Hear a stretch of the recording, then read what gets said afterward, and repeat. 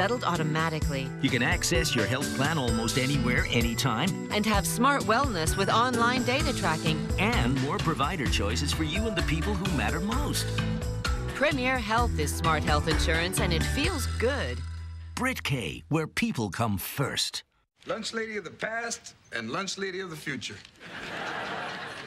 We're dyeing our hair. Yeah, now move it, George. I need the sun to cook the juices, and your head's making an eclipse. I smell barbecue and hair. You must be done. What color are you dyeing your hair? We're putting red streaks in it. Mom, can you talk to me before you start painting my kids? Remember when you were 13 and you shaved your head? Now we're even. If it matters to you, it matters to us. We're Cayman 27, Cayman Informed. This is the only morning show that matters. Cayman Crosstalk. Cayman Crosstalk.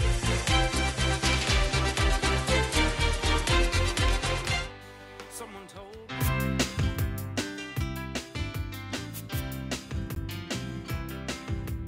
there are pictures of Cayman that we hold in our minds, and those impressions remain with us through the course of time. It's really a collection of the things we've done and seen, and if you know this country well, you know just what I mean. Like the Louisito Heights making a fish tea, that's Cayman. Cassava cake and cold swanky, that's Cayman. A jobina drink and a beef patty, that's Cayman. And Herbie Martin, that belly, that's Cayman.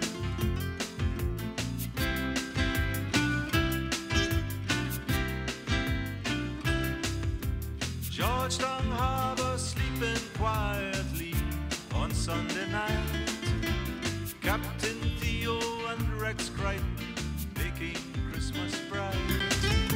In Cayman Brack, the cocoa plum covers the ground like grass. And people you don't know at all wave hello as you pass. Country and western and dirty reeds, that's Cayman. Children sucking on a mango seed, that's Cayman. Nor'wester waves in Hogstye Bay, that's Cayman. Pirates Week, East End Day, that's Cayman.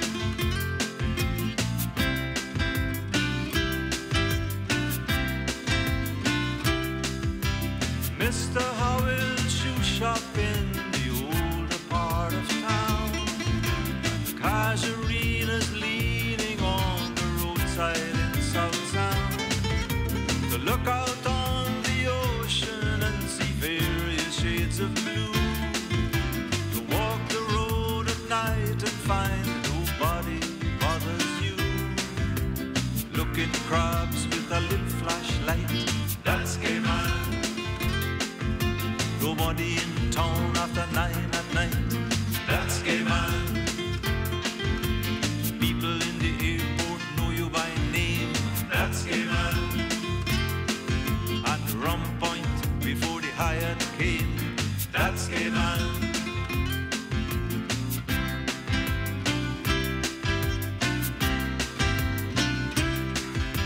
A nation is a people living out the lives they choose, celebrating when they win, crying when they lose. Those who say Cayman is not a nation legally, it's very clear to me they missed the point entirely. Smelling jerk pork as you're driving by, that's Cayman. Christmas beef, button tonguefish fry, that's Cayman. Your car break down, you get a lift to town, that's Cayman. Sunday cricket, agriculture ground, that's Cayman.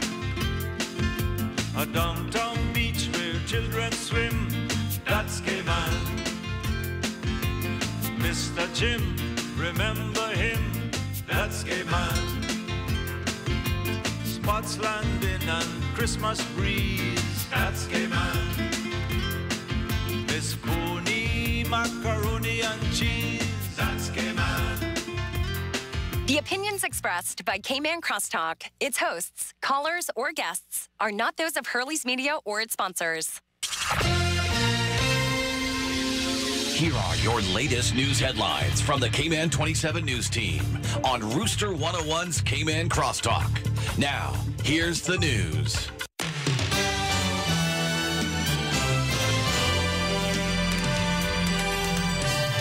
Iguana colors reminded of the rules. What's up, everybody? I'm Doug Dodds. Here's today's top stories from the Cayman 27 newsroom. The Department of Environment says it's received complaints of green iguana colors not playing by the rules when it comes to trespassing. The DOE is reminding colors that obtaining proper permission to coal on private land is a legal requirement under the terms of the coaling license. And those caught breaking the rules face penalties. If unauthorized colors are on your property, the DOE says tell them to leave. If they don't leave, then call the police. In other news today, the Department of Education Services are investigating a video circulating through social media, purportedly showing a dog being struck and injured by a Clifton Hunter High School bus. The whereabouts of the injured dog are still unknown at this hour. The ministry says transportation services for the school are contracted to private companies, and any incidents are to be reported to both the school and to the DES. The investigation is ongoing. And finally today, the Public Health Department says Cayman could see a relatively high number of people suffering from the flu, given Cayman's location in the Caribbean and the number of people traveling in and out of the country. Public health doctors say 115 cases on average are reported per week, with that number likely to rise deeper into the flu season. For more news on these stories and others, click on Cayman 27 on KY or watch the news tonight at 6 with a replay at 7. For Hurley's Media, I'm Doug Dodds. Have a great day.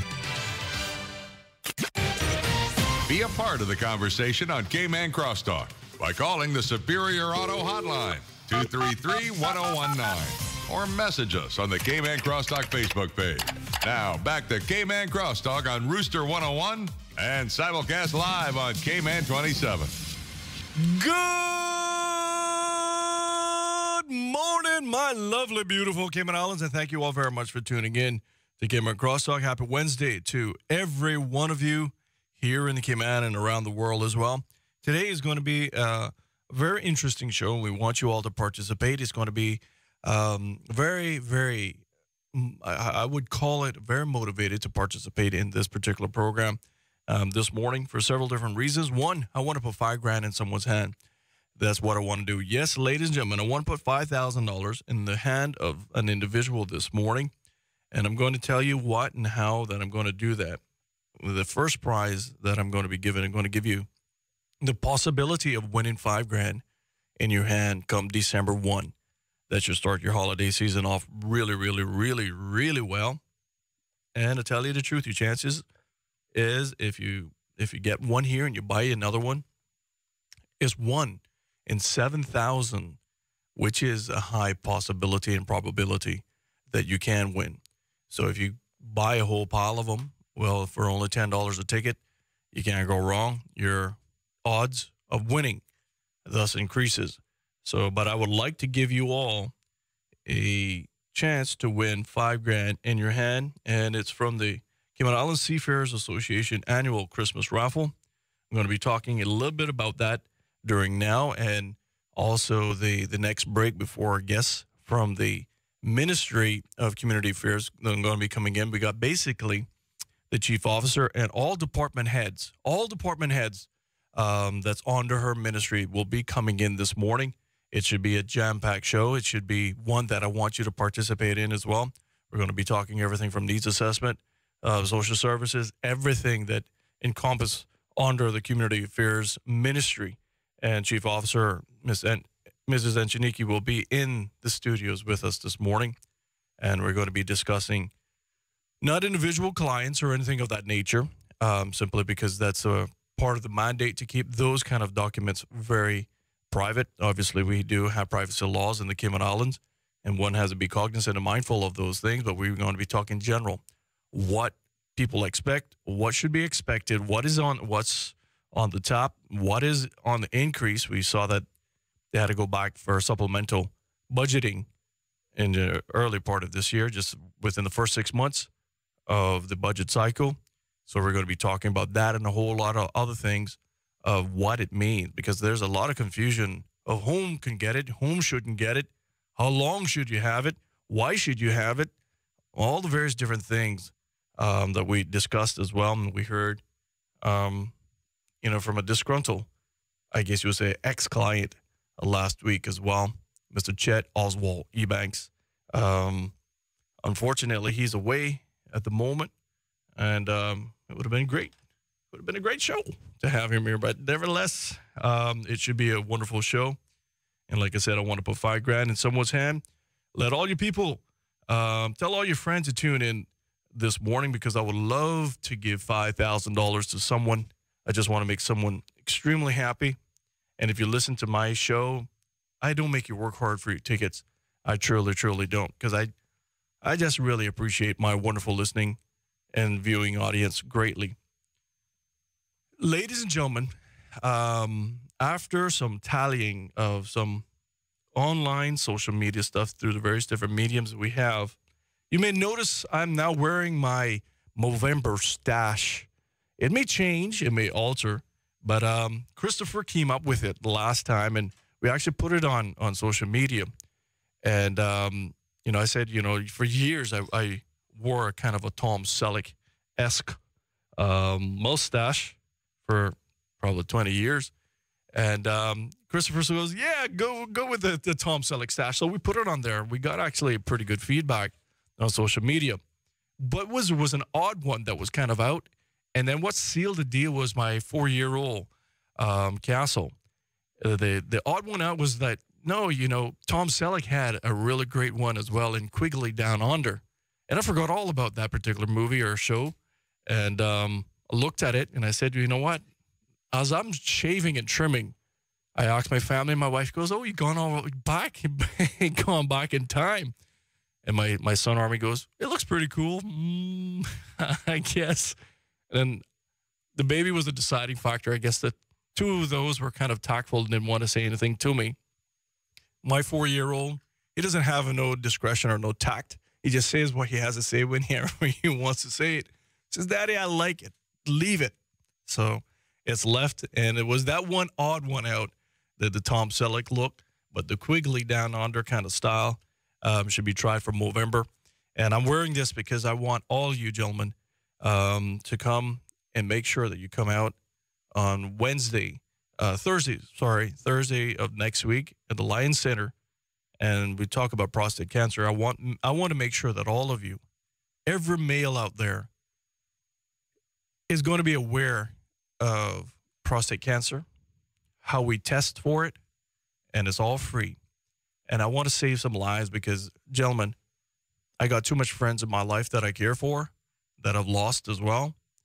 And I don't want to lose any more, and I don't want your family to lose any more as well. So I'm speaking to you all, gentlemen.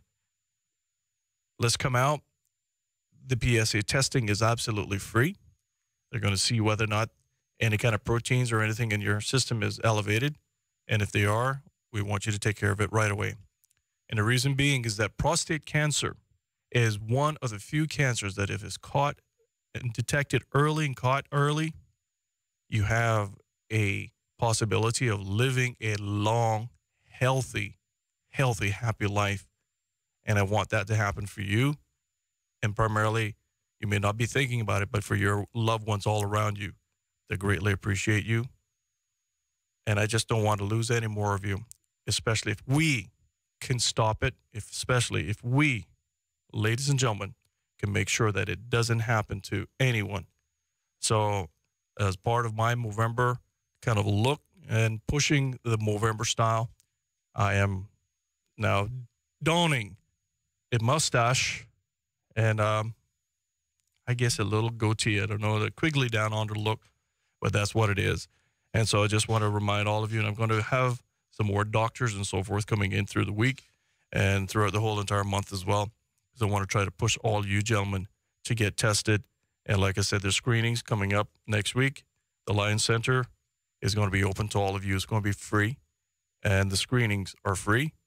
And we had some people last year that were actually flagged of being concerned. 2 were positive and got treated. And I'm happy to say that they're living healthy, happy lives. Family and them are thankful for every second now that's on earth.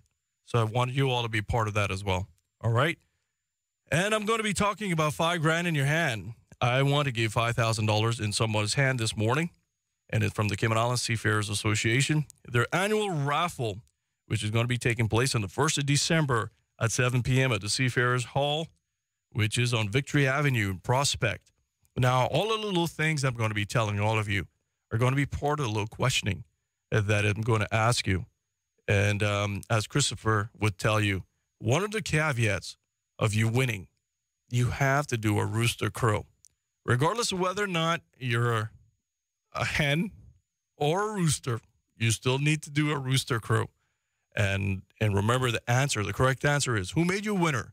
Cayman Crosstalk on Rooster 101.9 FM. That's who's going to make you a winner. But here's the chance. $5,000 for the first prize. Second prize, we're going to have $3,000. And third prize is $1,000. All hard, cold cash in your hand. And the drawing is the 1st of December, 2018 at 7 p.m. And I tell you the truth, not only that you're going to have the possibility of winning $5,000, but you can go by and have a wonderful gathering as well. They're going to have live music, food, everything there. And this ticket gets you in the door. You can't get in without a ticket. And so remember that, ladies and gentlemen, this is going to be your chance to win $5,000 in your hand. And they're going to have 5 other prizes other than the $5,000, $3,000, and $1,000 cash prizes. They're going to have 5 $100 prizes as well. So the chances and the possibilities of you winning is quite great. So remember, it's for the Seafarers Association annual Christmas raffle that's going to be held on the 1st of December, 2018 at 7 p.m. at the Seafarers Hall on 11 Victory Avenue, Prospect. Remember, 11 Victory Avenue, Prospect. And it's on the 1st of December at 7 p.m. Cayman Islands Seafarers Association. When I come back, I'm going to be opening the lines for all of you to win the possibility of having $5,000 in your hand by getting a ticket. I'm going to give one of you a ticket. Remember, numbers in the studio is 233-1019. That is 233-1019. And it's sponsored by our wonderful friends at Superior Auto. And we also got a WhatsApp number for you, which is 324-1019, 324-1019. That's our WhatsApp number. Also, we got email, which is caymancrosstalk@hurleysmedia.ky, caymancrosstalk@hurleysmedia.ky, and also on our Facebook page, which is Cayman Crosstalk.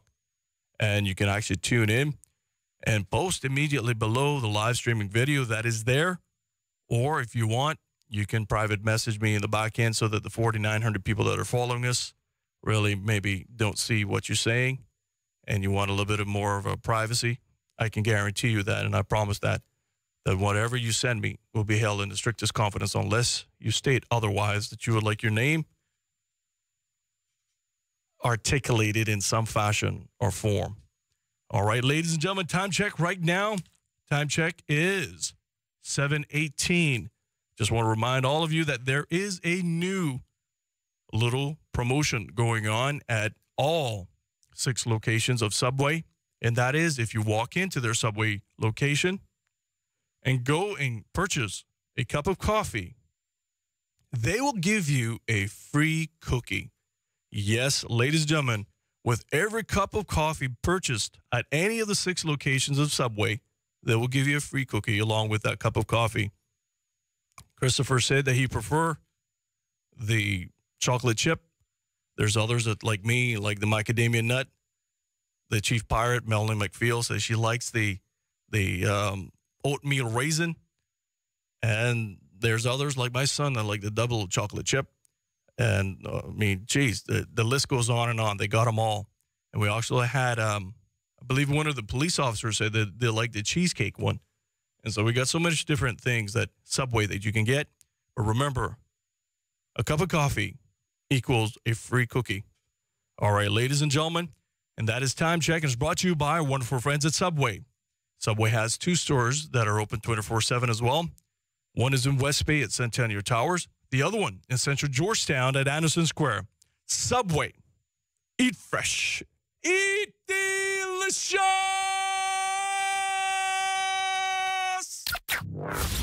This hour of Cayman Crosstalk is powered by Subway. Subway. With 6 locations across Cayman, you know it makes sense to choose Subway. Subway. Eat fresh. Eat delicious. More of Cayman Crosstalk is next on Rooster 101 and simulcast live on Cayman 27.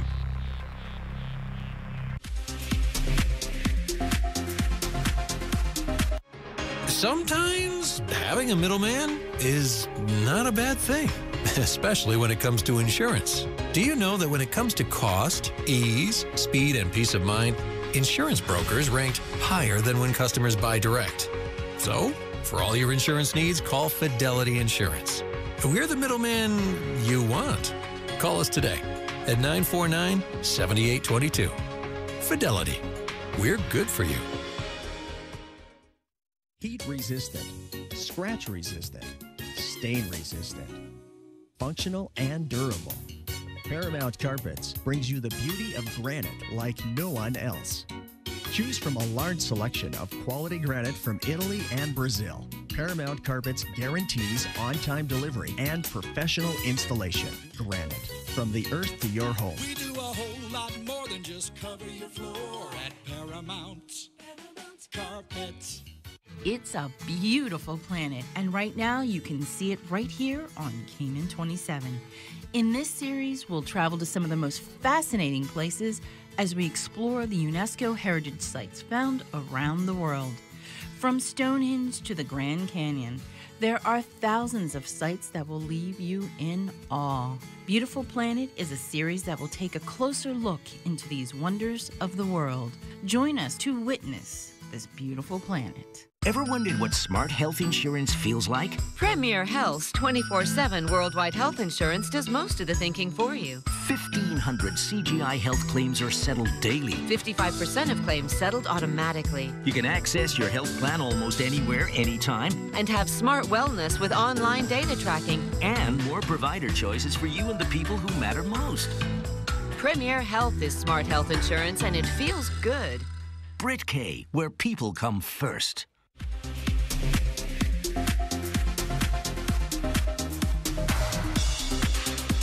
Facebook page. Now, back to Cayman Crosstalk on Rooster 101 and simulcast live on Cayman 27. All right, ladies and gentlemen, happy Wednesday to all of you. And like I promised, we're going to have a pretty large show this morning. And we're going to have giving away $5,000 in your hand right now to some individuals. And I got several different questions. If you were listening from the beginning, early part of the show, I gave some hints out that I was reading out how I can possibly put $5,000 in your hand with the possibility of giving you a raffle ticket. And if this is your number, claim it right now, 04224, 0424. That is a raffle ticket number.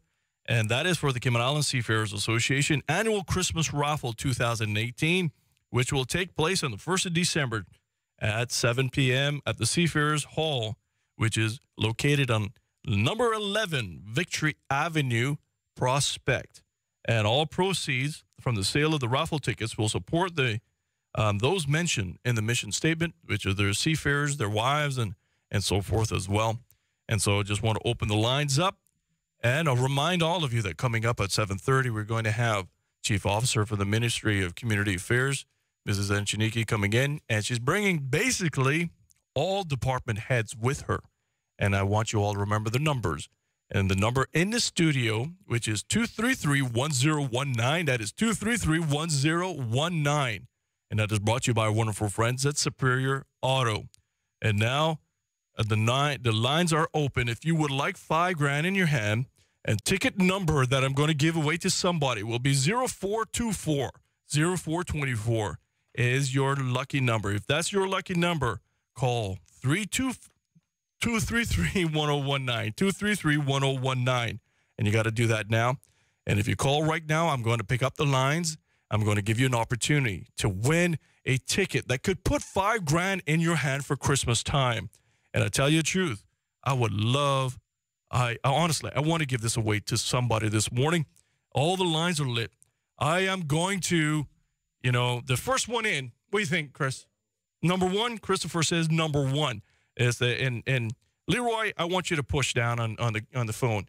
All right, Leroy has done that. If you all see my phone, I have no producers in the back, no one filtering calls, no one doing anything. All I have are just buttons on the screen. I got 3 of them on my switchboard here, and usually the first one that's green is the one that comes in, and when I finish with that one, the next one that came in is ranked green. That shows how we can put you all in sequence when you call. And so Christopher says, give line number 1 an opportunity. Good morning, caller. How are you this morning? I'm good. Oh, good morning. I got a youngster here. Do I have a youngster? You're not. Yes, you shouldn't be in school? I have to go to school at 8. You have to go to school at 8? Oh, so we better hurry with this one, huh? I wonder whether or not I'm allowed to sell you a gambling ticket. All right, my friend. You ready? You ready to play? Okay. All right. I want you to, here's a couple of softball questions because I would love for you and your family to be the recipients of $5,000 for Christmas. Wouldn't that be cool? Yes, sir. Let me ask you a question. I got to ask you, if you won and you got the top prize of $5,000, even the second prize is $3,000. But if you got the top prize of $5,000, what would you like to do with that money? I would like to take my family out on a trip at least, get them away, and we can go and have. Wonderful. You know what? I feel like I just should give that to him. Oh no, sugar plums. No. Oh no, I don't know what happened. Oh man. Oh, cheese and crackers. Now I'm devastated at that one. I don't know what to do. Parents, please find another call and another number or something. I got all the lines lit here. I would just like to give that young man an opportunity. He called in, had to go to school, and I tell you the truth, Christopher, he gave such a wonderful answer that he would like to take his family away for Christmas, so they all can do something together. Oh my goodness gracious, I'm heartbroken this morning. Caller, if you can, mommy, daddy, I'm begging you, please, if you can find a call back this morning, I would love to do so. 233-1019, 233-1019. You know what I'm going to do, Christopher? I am going to open the lines up for other people. I'm going to give away a ticket. But this ticket here, I don't know who the young man is. I don't know the voice. I don't know the person. Didn't say his name. Usually you get that. I don't get that detail. I'm not sure how I'm going to do this. Usually we get some nasty people that call in. Me want that, So I'm not sure how I'm going to do this one. But I am going to give away. Another ticket to another caller. I'm going to cancel the lines out, and I'm going to open back up. And I am heartbroken. I'm not going to lie to you. I'm disappointed. Dang it. Shoot. Fizzle. Cheese and crackers. I got other words in my head. But hopefully, 233-1019, 233-1019. If you call that number, I'm going to give you an opportunity. And I'm going to save this ticket, Christopher. I'm going to save 024 for that young gentleman. And I will give away another ticket. This ticket here, I'm going to buy for him, and I'm going to give that away. That is going to be my ticket and my thank you to that young gentleman. Christopher, you pick the line. Number 2, número 2. Oh, cheese and crackers. Which other one? Number 1. Good morning, caller. How are you this morning? Good morning. Is that me? That is you. Good Perfect. morning. Happy Wednesday morning to you. All right. All right. Thank you. You're calling in, my friend, to participate and see how I can put $5,000 in, possibly in your hand? Mm-hmm. All right. I like that. All right. We need to have your game face on. Are you ready? I want to hear that grunt, and I want to hear, oh, yeah, I'm ready. Yeah, man. I won it. There you go. There you go. And your ticket number is going to be 0425. All right? 0425. That is, yeah, claim that number, bro. Claim that number. All right. Yeah. I want you, if you can, tell me what this ticket is for. Here's several things. I want you to tell me what association is giving away the raffle ticket. Okay, that's question number one. I got several questions for you that are named out this morning. That's the first question. What association is giving away this raffle ticket? It's the Seafarers Association. Excellent. Ding, ding, ding, ding, ding. You got one down, buddy. All right, here's another one. This is another softball question because I want you to be happy this Christmas, because if you don't win the $5,000, you have a possibility of winning 3. That's even sweeter. And if you don't win the 3, you got a possibility of winning $1,000. That's still pretty good. Right. All right. Here, when will be this annual raffle? What day will be the raffle? I believe it's December 1st. Ding, ding, ding, ding, ding. You got it, buddy. All right. Here's the last one. Woody. Oh, boy. Okay. Come on. You got it. You can do it. You can do it. I know you can do it because you seem a very studious individual and you were paying attention. Now, where will this wonderful little banquet dinner raffle take place? What's the location? Is that the Seafarers Hall? You know what? I'm going to give it to you. Yeah. Can you tell me where it's located? It's in Prospect, across from the brewery. There you go. Well, you know where it is. I don't need it. If we're in Cayman, we use landmarks like that. So I give it to you. Ding, ding, ding, ding, ding, ding, ding. Congratulations to you, man. Perfect. All right. Good. Here's what I would like you to do for me, my brother. If you can, I want you to tell me who made you a winner this morning. Rooster 101.9. All right. Well, here's I want you to correct the answer. If you ever play again, it's called Cayman Crosstalk on Rooster 101 because we're a unique entity. Okay. All right. But yeah. Christopher has a caveat here, which is that everyone who plays a game and wins have to do a rooster crow. Now, okay. I want to hear yours, man. Ready? Are you ready for this? I don't know. Knock my socks off. All right. Here it goes. Whoa. I'm not lying. That's probably one of the best ones I've heard over the last 3 years. That's worth 2 tickets. I'm going to give it my blessing. All right. Good job, man. I want you to hold online. And Christopher is going to take your contact details, and you can come down our wonderful location at Camana Bay, 18 Forum Lane. Congratulations to you, caller. And all right. What do you think? Godspeed to you, man. All right, Chris, that's line number 1. And coming up, we're going to have the chief officer, Ms. Antoniki, along with all heads of the community affairs. So we got a lot of people coming in.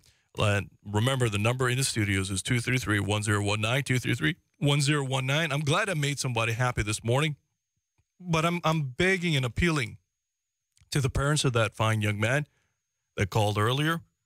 I got a ticket with his name on it, and just for giving that wonderful answer, I'm going to buy that ticket for him. And so I just want to let you all, if the parents can kind of maybe call back in, or somebody that maybe recognize the voice, do so for me, and I'll be happy to do all of that. All right, ladies and gentlemen, I got to take a little break right now, but yeah.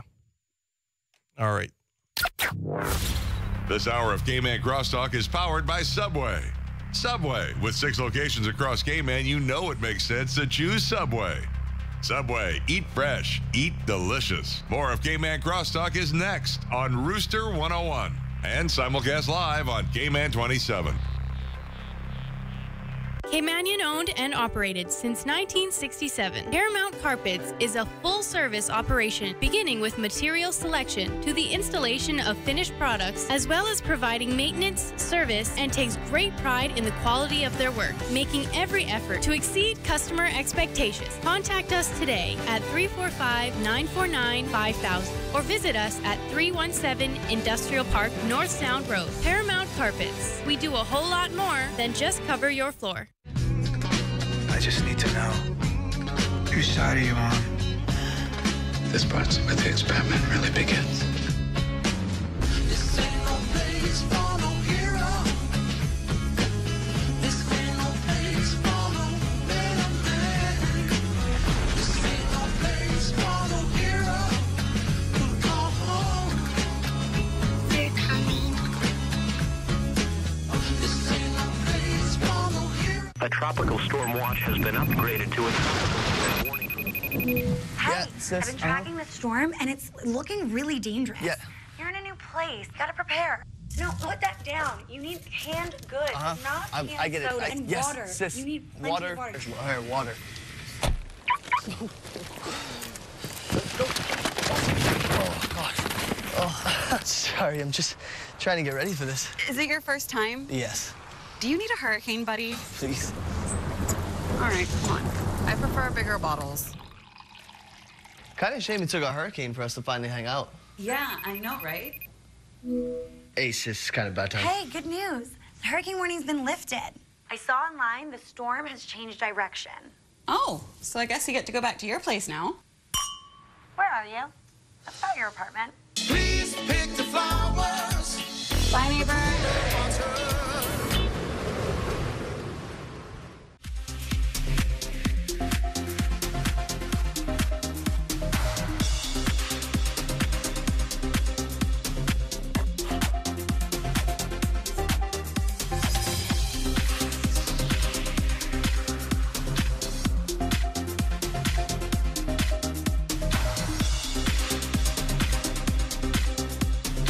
Iguana colors, reminded of the rules. What's up, everybody? I'm Doug Dodds. Here's today's top stories from the Cayman 27 newsroom. The Department of Environment says it's received complaints of green iguana colors not playing by the rules when it comes to trespassing. The DOE is reminding cullers that obtaining proper permission to cull on private land is a legal requirement under the terms of the culling license. And those caught breaking the rules face penalties. If unauthorized cullers are on your property, the DOE says tell them to leave. If they don't leave, then call the police. In other news today, the Department of Education Services are investigating a video circulating through social media, purportedly showing a dog being struck and injured by a Clifton Hunter High School bus. The whereabouts of the injured dog are still unknown at this hour. The ministry says transportation services for the school are contracted to private companies, and any incidents are to be reported to both the school and to the DES. The investigation is ongoing. And finally today, the Public Health Department says Cayman could see a relatively high number of people suffering from the flu, given Cayman's location in the Caribbean and the number of people traveling in and out of the country. Public health doctors say 115 cases on average are reported per week, with that number likely to rise deeper into the flu season. For more news on these stories and others, click on Cayman 27 on KY or watch the news tonight at 6 with a replay at 7. For Hurley's Media, I'm Doug Dodds. Have a great day.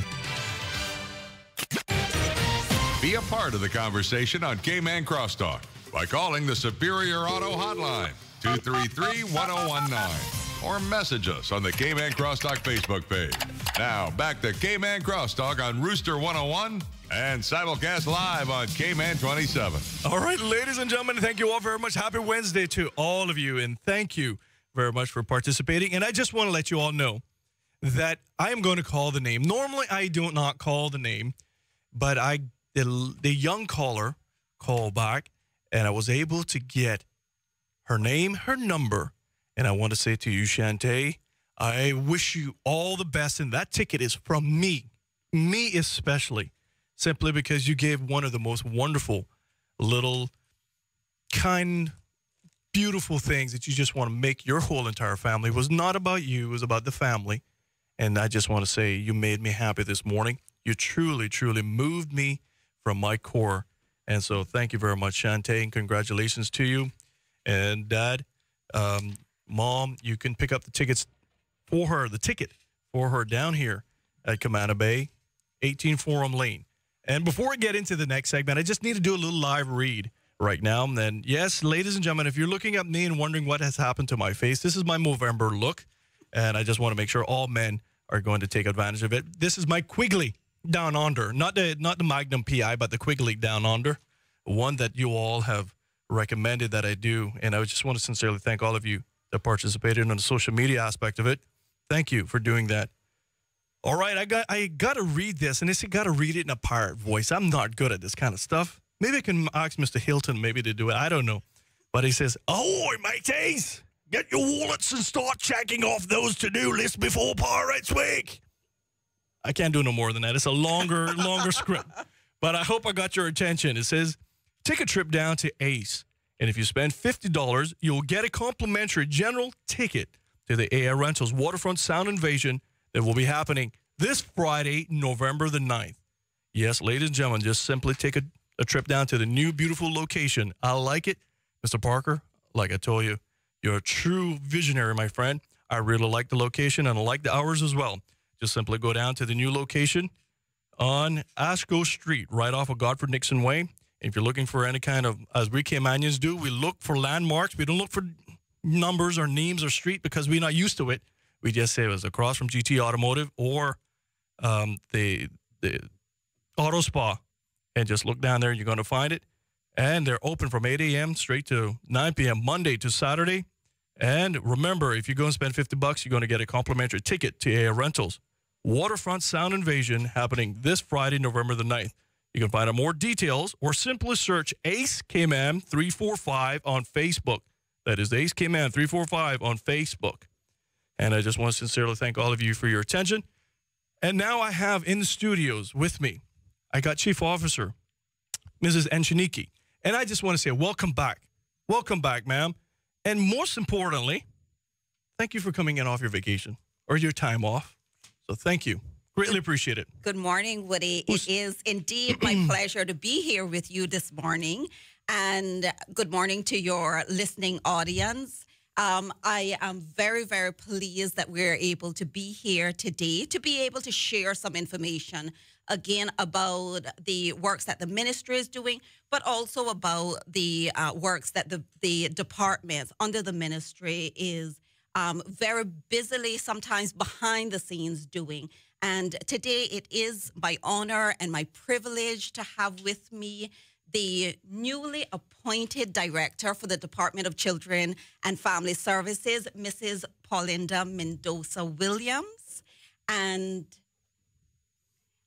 also I have with me the Deputy Director for Needs Assessment Unit. And today, Matthew Hilton is actually here in the capacity of acting director. So we have information that we would be happy to share from ministry perspective, but also from departmental perspective. As I indicated, there's a lot that's going on behind the scenes. Sometimes the average person in the community might not be aware of some of the works. Mrs. Mendoza Williams will be speaking about the specialized teams that have been established, their roles and their responsibility, and how we will continue to develop these services as we move forward. And then, of course, from a needs assessment unit perspective, Mr. Hilton will also be speaking a bit about the review process as it relates to the poor relief law. Okay. And also about the direct deposit services that we now have in place. It's so important that we make that extra effort to enhance customer service and build working relationships.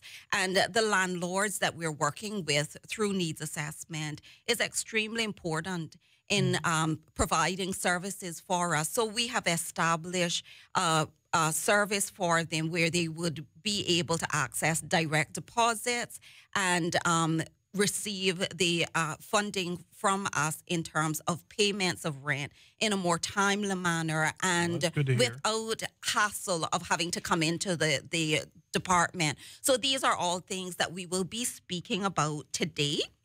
And before Woody, I hand things over to my very capable heads of department, I want to very briefly speak about, and that is, I realize that you have to go to a break because this is a situation where, you know what, that delicious meal is so important. Boy, she knows it too. I'm telling you. Well, you know you got to help me then, Teresa. You got to help me with that tagline since you know it only too well. But she hit it right on the head. I mean, she knows that I got to take a 7:45. Yeah, so I'll wait for my other comments. Oh, you tickled me. Oh, you're teasing me, but you know how to hook them in too. Checking you out, boy. Well, all right, ladies and gentlemen, I already told you that if you go to Subway, any locations, you can get a free cookie with a cup of coffee. I'm not sure if you all realize that, but that's a deal that's going on right now and maybe a limited time offer. So take advantage of it when you can. I like to give that stuff away to my wonderful listening audience. But here's something that's very dear to me as well, and also to my wonderful sponsor, Subway. Subway has, and I know this is very dear and near to your heart too, because it will affect probably some of your clients as well. And this hits right and nailed right on the head. Subway has their can drive. And what my family and I do every year from the very beginning of the year, we start off taking a little bit of cans and putting it away for hurricane season, just in case, so that we don't have to rush around like chickens with their head cut off if there's ever a warning coming by. And what we then do, because I just want to say a shout out to Samuel Rose and his beautiful children who really started and prompted Cayman Thanksgiving. At the 1st of December, we usually go by and we give our cans to a needy foundation. Subway has decided to be that place that you can drop it off. And if you drop off your can or cans, Subway will give you a free cookie of your choice. That's just their thank you for being kind, for showing that Cayman kind as well. So bring all your canned goods to your local Subway store, and there are 6 of them as far as East End to West Bay, and you can get a free cookie of your choice. I got to ask, Miss CEO, what is your favorite cookie from Subway? Oh, definitely the chocolate chip. See, Christopher, Christopher is like, and yours, Paulina? I like the oatmeal cookie. Gee, you and Melanie get along like a brick house on fire. Mr. Hilton? I don't know why you're asking me to choose between the options. But Well, you only got one cookie. They're only giving you one free cookie. Come on now. You can't bring 10 cans, get 10 cookies, okay? I'll go with the macadamia. There you go. I got somebody finally. That, jeez. Oh, my goodness gracious. It took forever to find somebody that joins me with a macadamia nut. You're a good man. I just want to say that. You're a good man. I'll pay you later. I promise. I promise. But all the canned goods will be donated to Feed Our Future or Meals on Wheels. And I just want to sincerely thank all of you from the bottom of my heart, and also on behalf of our wonderful sponsor, Subway. I want to thank you in advance for your kind generosity and your Cayman kind by collecting all the cans and going by any of the 6 locations and dropping that off. Remember, the close-off date is December 2nd, so they can start distribution to make sure that people will have a better Christmas than they would normally. So remember, December 2nd is the cutoff date, and they will give you a free can of cookie. So thank you very much in advance for extending your Cayman kind this holiday season at all Subway locations. Ready, CEO? Subway. Eat fresh, eat delicious. This hour of Cayman Crosstalk is powered by Subway. Subway, with 6 locations across Cayman, you know it makes sense to choose Subway.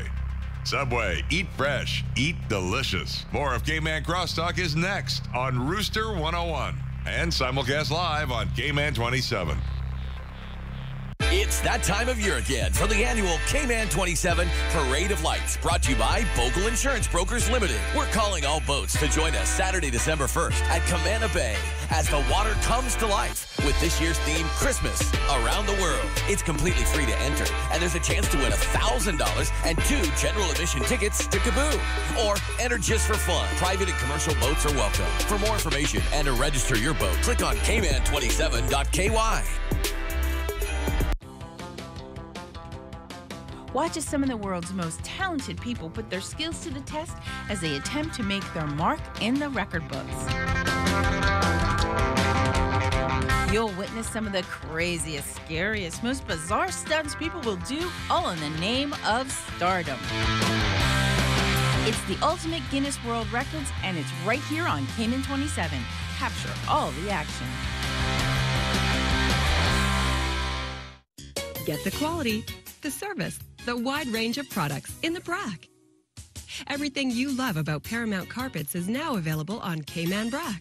Carpets, flooring, drywall, paints, windows and doors, lumber, from plumbing to electrical supplies. You'll find it all and a whole lot more at Paramount Carpets, Cayman Brack.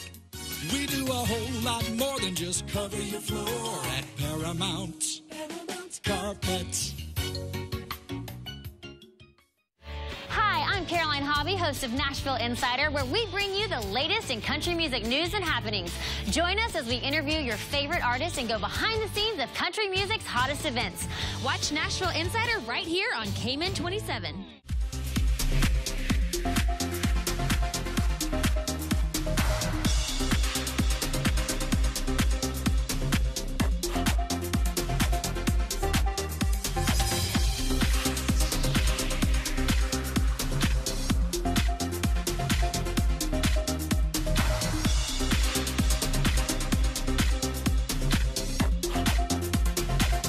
My forecasters out there this morning, thank you for doing all the great jobs. Yesterday, you hit it spot on. People were saying they saw me yesterday and they say, you know what? The forecast was spot on. And that was yesterday, Gilbert Miller. This morning, I have Mr. Alan Ebanks as my forecaster. So, Alan, I hope you do as good as Gilbert did yesterday. I'm going to give you all competitions in there, but you all are pretty good anyhow. Today, you're going to have a high of 84. They say with the real fuel temperature hovering around about 94 degrees. You got a 41% chance of experiencing some showers, and it's going to be partially sunny and showers in places. Like I tell my visitors to the island, here you can have liquid sunshine. Yes, hot, steaming sun and rain coming down at the same time, only in the Cayman Islands. And the wind's going to be coming at you from the east at 9 miles per hour with an occasional gust at about 13. You're going to have smooth to 1 to 2 foot sea height, so it should be a beautiful day in the waters. Ladies and gentlemen, that same wind direction is going to continue, that same clip. Cooling down surface temperatures about 81 degrees.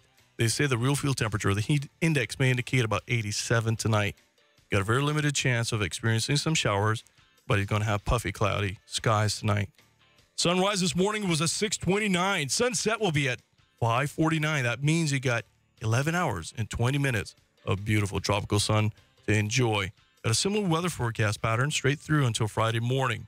And thank you all very much for your attention. And join me back with Chief Officer and Chiniki, along with her heads of department as well. And I'm extremely interested with this conversation. Be a part of the conversation on Cayman Crosstalk by calling the Superior Auto Hotline, 233-1019, or message us on the Cayman Crosstalk Facebook page. Now, back to Cayman Crosstalk on Rooster 101 and simulcast live on Cayman 27. All right, ladies and gentlemen, happy Wednesday to all of you, and thank you all very much for tuning in and letting us be part of your morning. And if you're just tuning in right now, I just want to remind all of you, and I just said it right at the last hour, but I like to give some highlights as well. I have the Chief Officer of the Ministry of Community Affairs, Ms. Teresa Enchiniki, along with her new, and we would just want to say a very congratulations to Ms. Paulina for becoming, the head of that. After working many years, she's finally got recognized, and congratulations, girl. Thank you, Woody. And also Mr. Matthew Hilton as well. And we're going to have a good conversation. Remember, if you want to participate in this, you can. But like I told some callers earlier, we'd just like the Chief Officer to make some statements first, and then we get into conversation. Then we're going to open the phone lines up. It's not that we're eliminating anyone's call, but we just want to get some things out of the way first. A little housekeeping. And then you can call in. The number in the studios is 233-1019. That is 233-1019. Or you can WhatsApp me, which is 234-1019. That is 324-1019. Or email me at caymancrosstalk@hurleysmedia.ky. That is caymancrosstalk@hurleysmedia. Or simply go on our Facebook page, which is Cayman Crosstalk. Drop me a line right beneath the live streaming video. Or simply private message me in the back end. If you're afraid of being identified in any capacity for whatever reason, I will hold that in strictest confidence and share that with the panel as well. And Barry, good morning. Chief Officer, you were about to say something right before the last break, and thank you. Honestly, I got some social media that goes through saying you need to make her cut a commercial for you.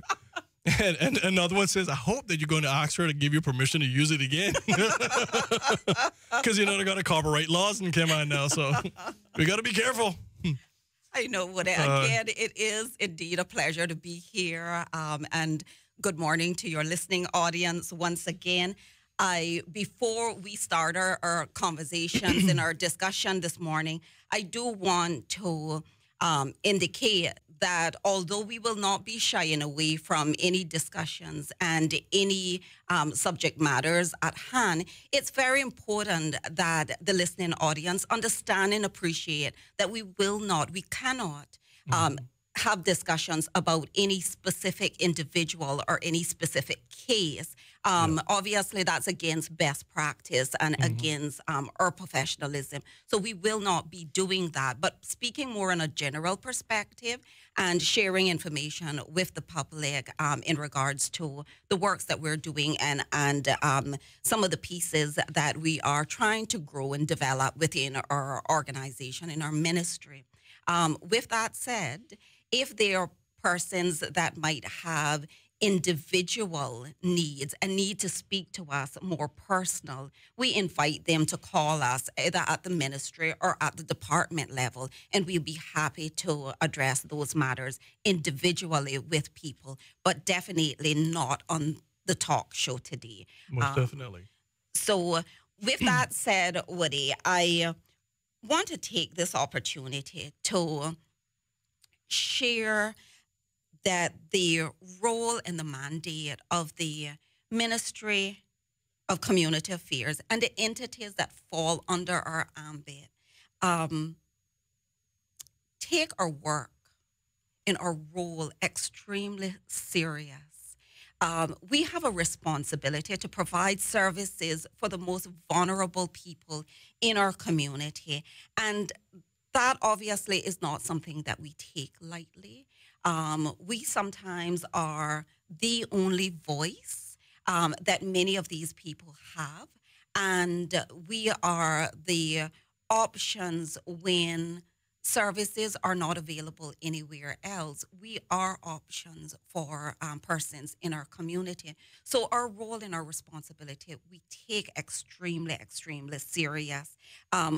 We endeavor to provide our services with respect, with high professional standards. And there are times when we hear one side of the story in terms of what people are not getting.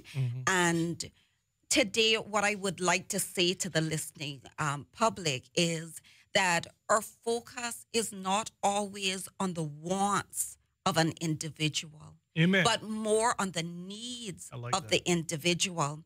And when we hear sometimes persons say certain things about not receiving services, I ask people to really step back for a minute and think about, could services have been given that they're not mentioning?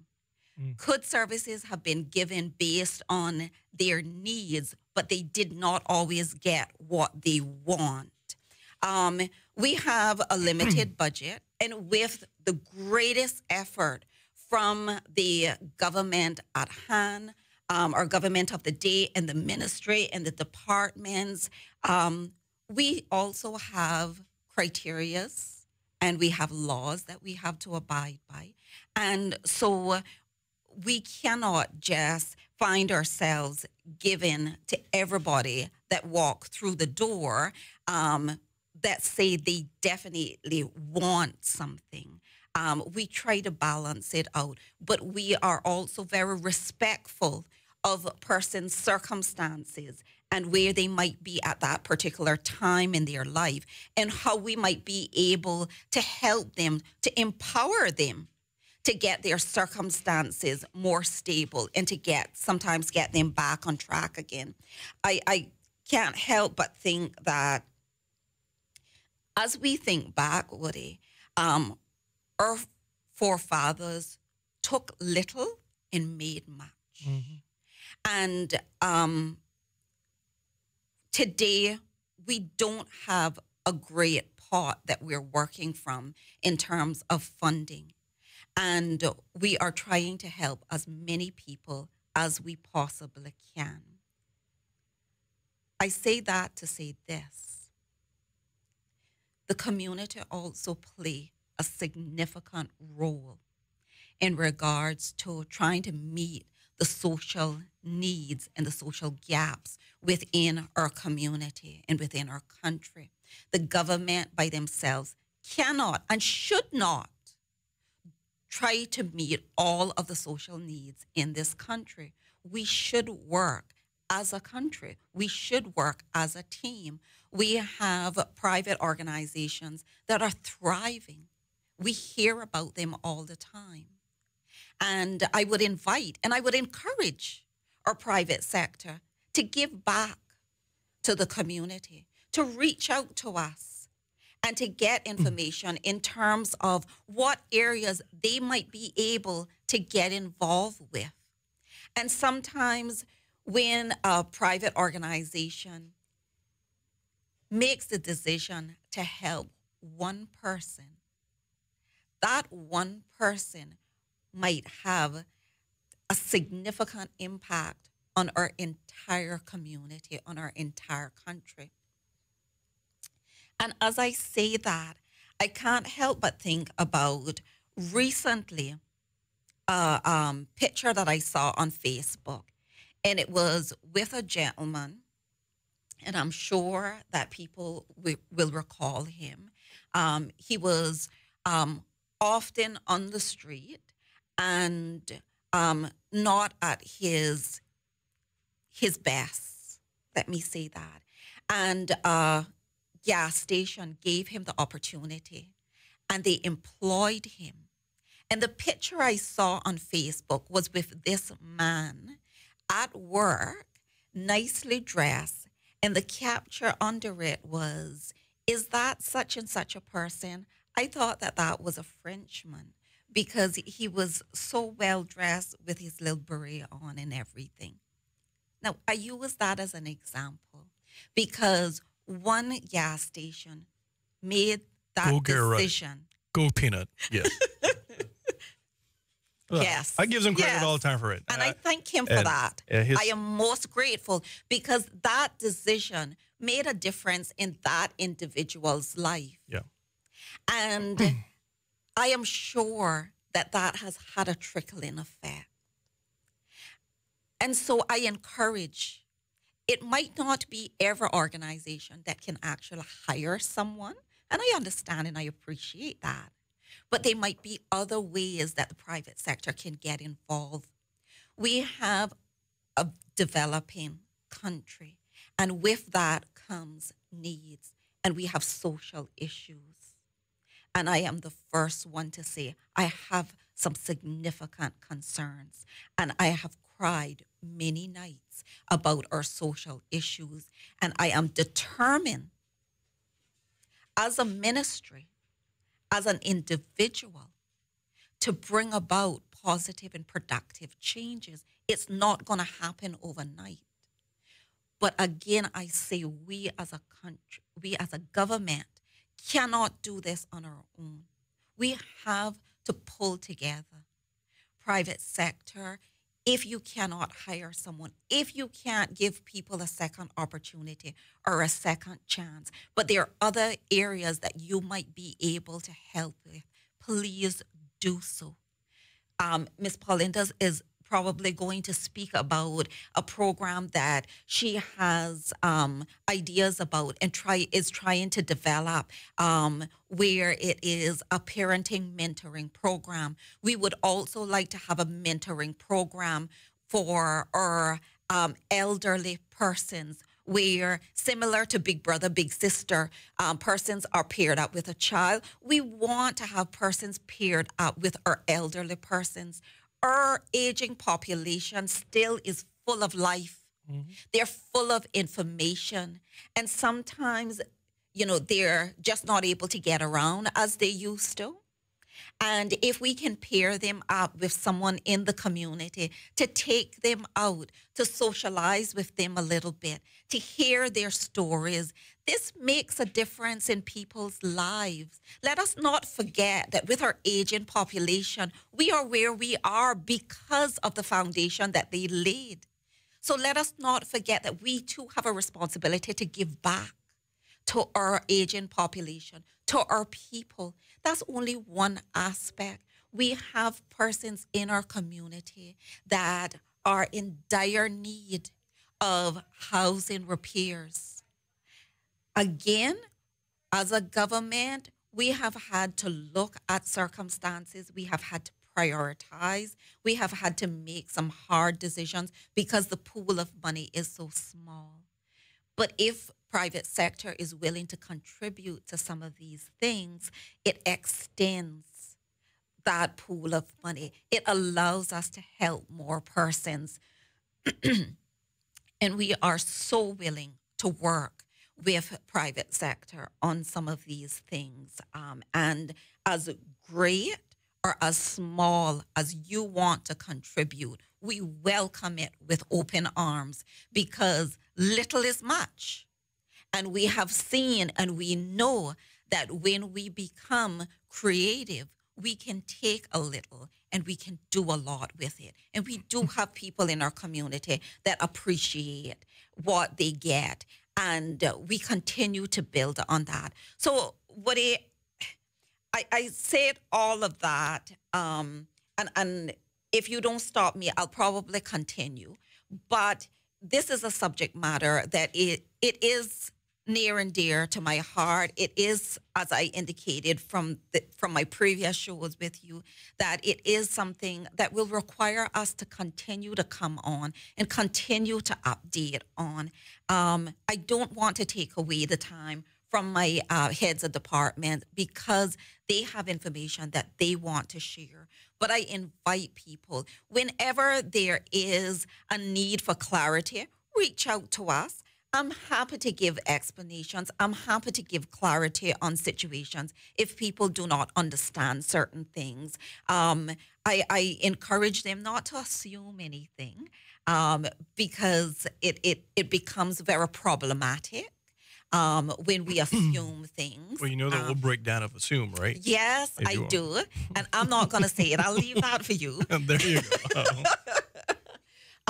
So please, whether or not you're willing to help or whether or not you need information or just need clarity on a situation, please reach out to us. We're always willing to give as much information and as much clarity as we possibly can. And we are truly working to enhance and improve our services. With that said, there's always room for development. There's always room for growth, and we would not be here if we were perfect.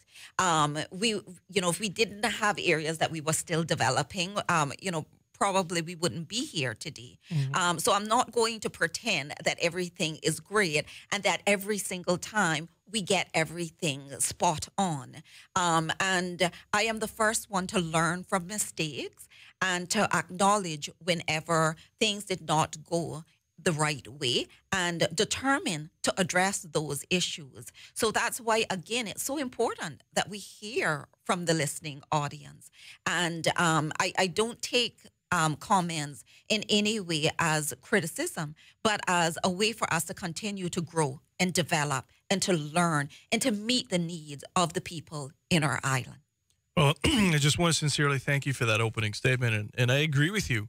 I certainly feel that, if we all sit around and we respect each other's voices, there are solutions here. We just need to learn to listen and take note of those things, and we can actually find a solution, because not everybody has, as you acknowledged, the answer. Sometimes a perspective from someone else, because you're seeing the forest you can't see the forest for the trees, will actually open your eyes to something different and say, oh, well, maybe that's a different perspective.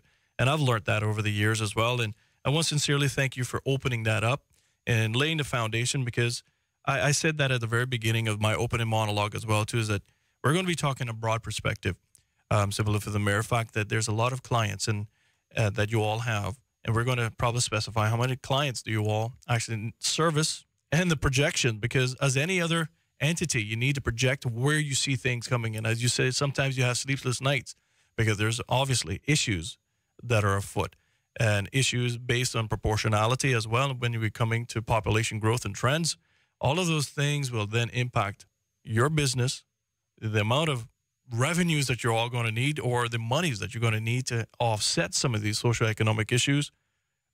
You know, frankly, it's a myriad of different problems, and it's just not one isolated issue in it. And I can't wait to get into these. I'm going to just take a little quick break right at the very top of, this will be the top of the hour. Then we're going to come back.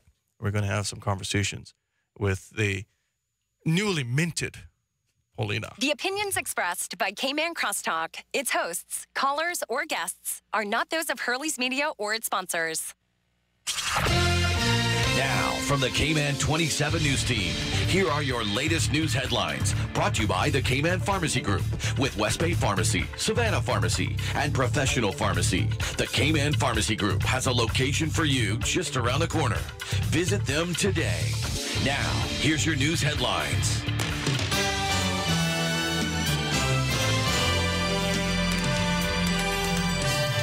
Iguana colors reminded of the rules. What's up, everybody? I'm Doug Dodds. Here's today's top stories from the Cayman 27 newsroom. The Department of Environment says it's received complaints of green iguana colors not playing by the rules when it comes to trespassing. The DOE is reminding cullers that obtaining proper permission to cull on private land is a legal requirement under the terms of the culling license. And those caught breaking the rules face penalties. If unauthorized cullers are on your property, the DOE says tell them to leave. If they don't leave, then call the police. In other news today, the Department of Education Services are investigating a video circulating through social media, purportedly showing a dog being struck and injured by a Clifton Hunter High School bus. The whereabouts of the injured dog are still unknown at this hour. The ministry says transportation services for the school are contracted to private companies, and any incidents are to be reported to both the school and to the DES. The investigation is ongoing. And finally today, the Public Health Department says Cayman could see a relatively high number of people suffering from the flu, given Cayman's location in the Caribbean and the number of people traveling in and out of the country. Public health doctors say 115 cases on average are reported per week, with that number likely to rise deeper into the flu season. For more news on these stories and others, click on Cayman 27 on KY or watch the news tonight at 6 with a replay at 7. For Hurley's Media, I'm Doug Dodds. Have a great day.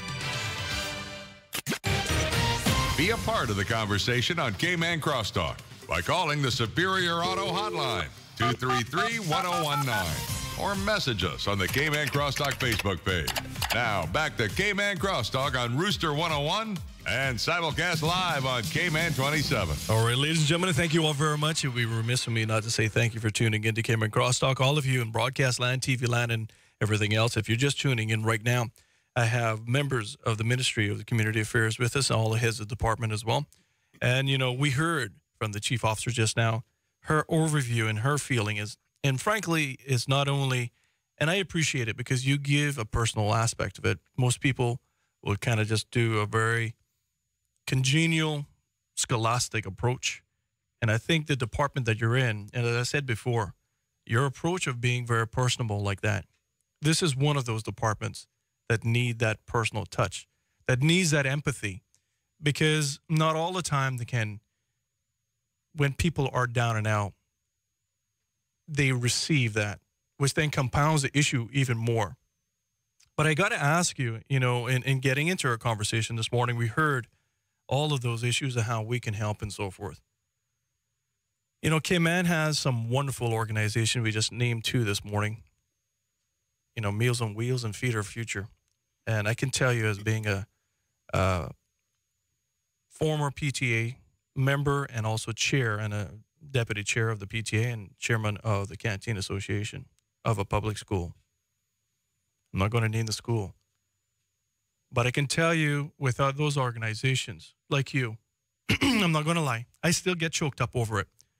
We would have to look at the assessment sheet and see how many children that the student counselor have identified that are coming to school with no food and have no prospects of having lunch, no breakfast, no nothing of that nature. And what do we do with that? Because a child can't learn on an empty stomach. child get angry.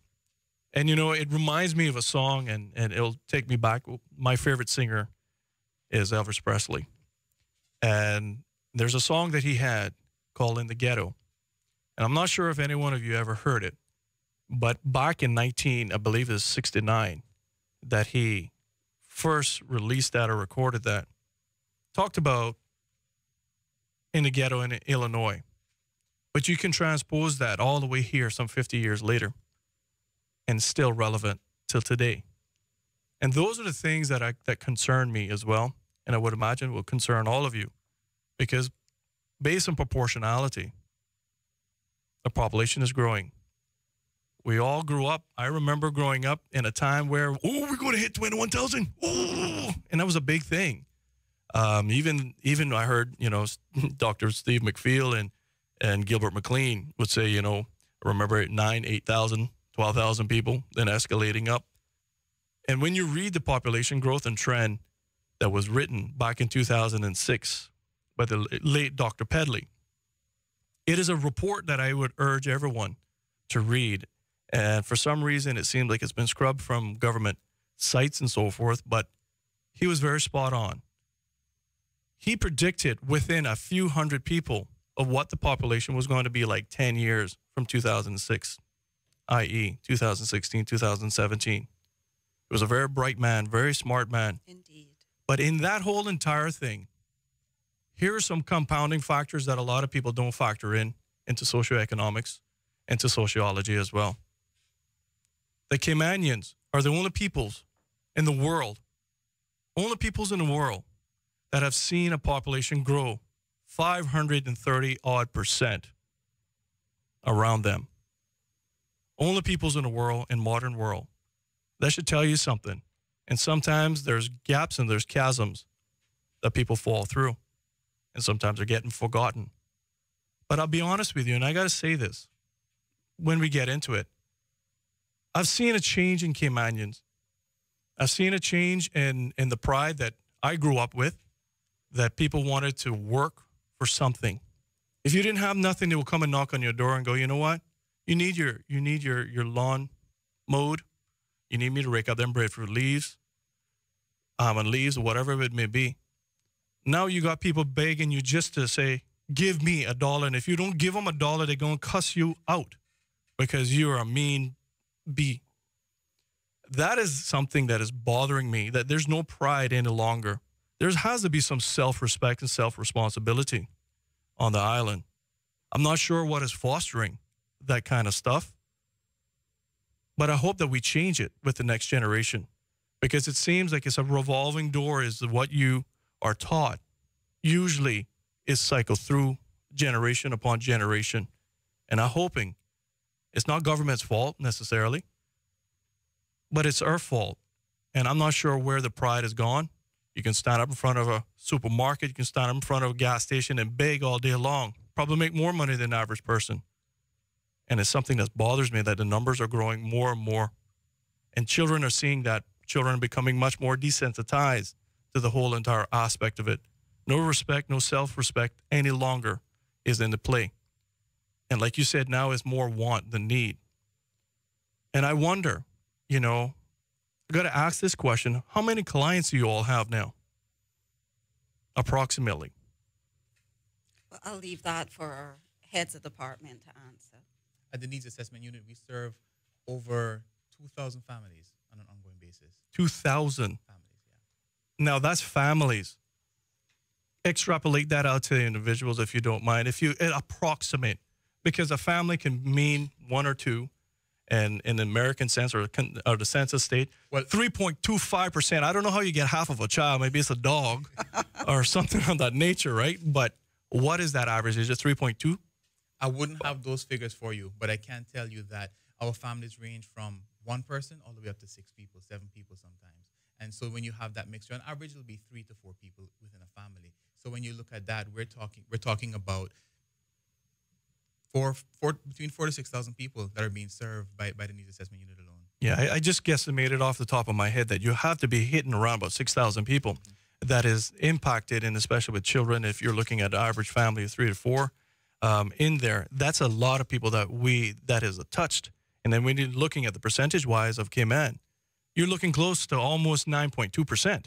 I'm just using calculations in my head, which is not very good. So pardon me if you all think it's 0.9256%. But it's a close percentage of people that are impacted that you all got to pay attention with.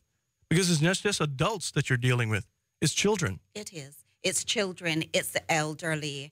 And again, Paulinda will speak about the family dynamic. And some of the families are made up of young parents or single parents. Some are grandparents taking care of grandchildren. So it is quite a mixture. And I think sometimes what makes our ministry quite unique is that we don't have a formula, or we don't have a situation that we face where 1 and 1 equals 2. And that's just how it is from one day to the next. Any one day that we walk through the door, we might be faced with something very different, with a different need, with a different family dynamic, with a different social issue. And so sometimes that's why it is indeed very, very challenging for us to say, this is indeed the fix-it-all. We do not have a magic wand. Right. Unfortunately, I'm looking for it, but I haven't found it yet. But very seriously, it's about looking at individuals and what their needs are. And sometimes the focus is very reactive. And I would like us to get to the point where we're looking more at proactive work to actually address some of the things that you said. But it would be remiss of me to not go back to a point that you made. We do have some brilliant organizations in our community. You mentioned Meals on Wheels. You mentioned Feed Our Future. I just attended an event for them, which was amazing. There's so many organizations within the community that are making an effort, that are trying to help. I think what I would like to see as we continue to grow and develop, that we become connected, that we're able to communicate, that it's clear with us who's doing what and who those organizations are actually helping. Right now, sometimes it seems that there's a disconnection. And I don't want to assume anything, but I don't want us to be faced with a situation where there is double dipping or overlapping from one organization to the next within families. It's not unreasonable to think it's happening. It might be. And what we're trying to do is to say to these organizations, we know that there are needs out there. We're not disputing that. And we thank them for their contribution. But we also want to know that everybody in our society that has a need is actually benefiting, and nobody is falling through the cracks, and nobody is getting left behind. Well, that is the thing, Paulinda, that I think a lot of people may be not realizing is that there are some people that just game the system as well. And that's a challenge I would imagine that you would have. Absolutely. So let me just put things in context in terms of where the Department of Children and Family Services sits and the services we do provide. Historically, yes, we were one department where needs assessment unit was the financial aspect under the department. We have since separated, but we are sister agencies and we work very closely together. Of course, some of those same clients we share. So whilst needs assessment may serve 2,000 families plus, our numbers are a little bit different in terms of our caseloads. However, what we're focusing on are the social issues in regards to families, children, child protection, elderly issues, community issues.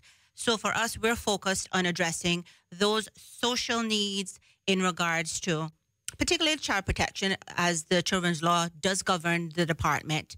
But that being said, again, the social issues cross a gamut of socioeconomic spheres in that it is not just persons who are of a low economic status that encounter social issues. So we're seeing today, we have persons who may be in, have a very good job, making good money, but the issues are there in terms of parenting, in terms of domestic violence, in terms of child protection. So as the chief officer did allude to earlier, just to share how our department is currently set up. Again, just giving some historical context. Previously, we did what we call generic social work. And when we're talking about social work, the word social does speak to we're addressing every aspect that affects our community. So when you're talking about issues, the economic issues and people's needs and all of those things, sitting at the table talking with one organization or another, what we need to do is actually have a serious roundtable discussion to understand how each element in the community impacts our families, our children, our elderly, those vulnerable people. It's not good enough for us just to sit and at our ministry level or department level, okay, well, this is the plan for us. We need to be engaging other departments, other private sector entities in order to have a global discussion to come to global solutions for the social issues in the Cayman Islands. That being said, let me just share, as the chief officer said before, we are in the process, we've started our restructuring and we have established teams. In that, we are more specialized in our approach to social services in the Cayman Islands. We currently have 6 teams, which includes Cayman BRAC, which is a little bit unique in terms of services and needs in Cayman BRAC. We have our MASH team, which is also our child protection team. And as that says, we deal with the issues of child abuse and neglect in our community in doing assessments, investigations. We work very closely with key agencies such as the police, education, and health services. That being said, we're also involved with other virtual partners such as immigration, DCR, Department of Community Rehabilitation, Family Resource. And that is us taking a more holistic approach when we are doing our investigations to ensure that we come to proper solutions and interventions for victims of child abuse. We have our foster care and adoption team. As that says, we're focused on dealing with matters of adoption and foster care. And while we're talking about foster care, I'm going to continue to put the plug for the need for foster parents. When we talk about Caymankind, and we grew up back in the day where you did something wrong over by the neighbor's house, you got a scolding for that. You went home and you got a scolding for that. If you did something good at the neighbor's house, your parents knew, so they praised you for that.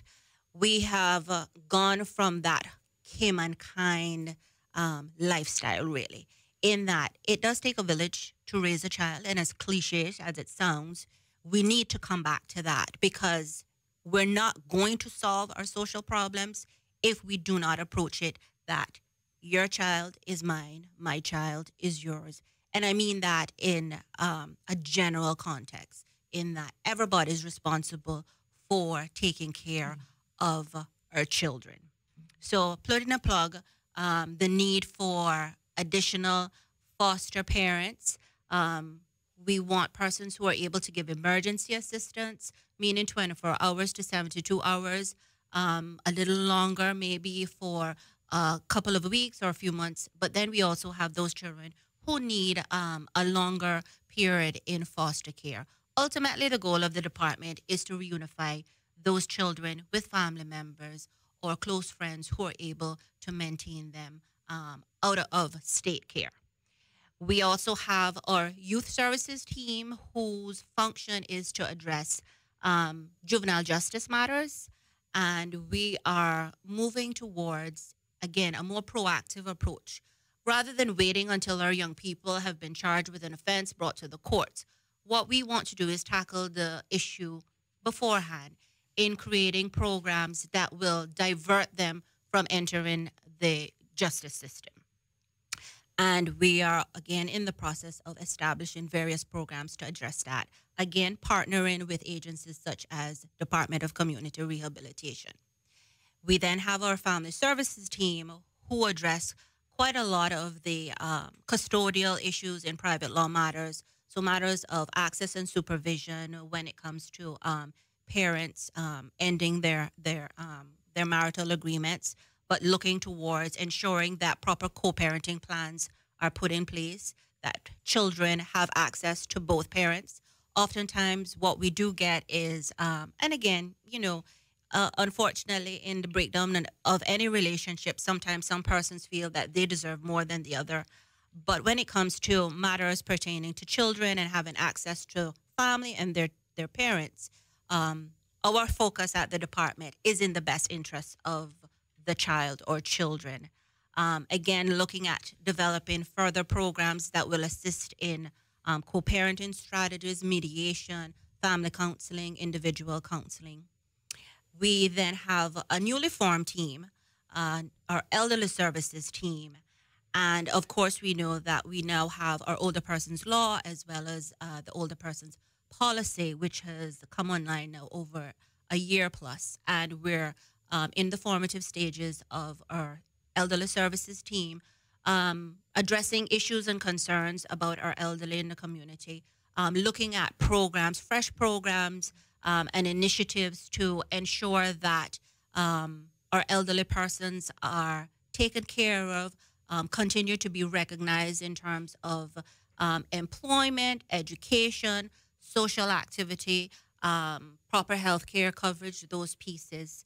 And of course, under that program, we have the Adult Special Needs Program, which are our residential facilities, which we have had over the years. Want to definitely say that we are looking forward to some of those new programs that the supervisor for the team is involved in. We just had our Older Persons Month celebration in October. And again, big thank you to all the volunteers, the staff at DCFS, the ministry, in terms of the support, and of course our private partners who sponsored many of the events. Without them, we could not have really pulled off the successful events that we have had.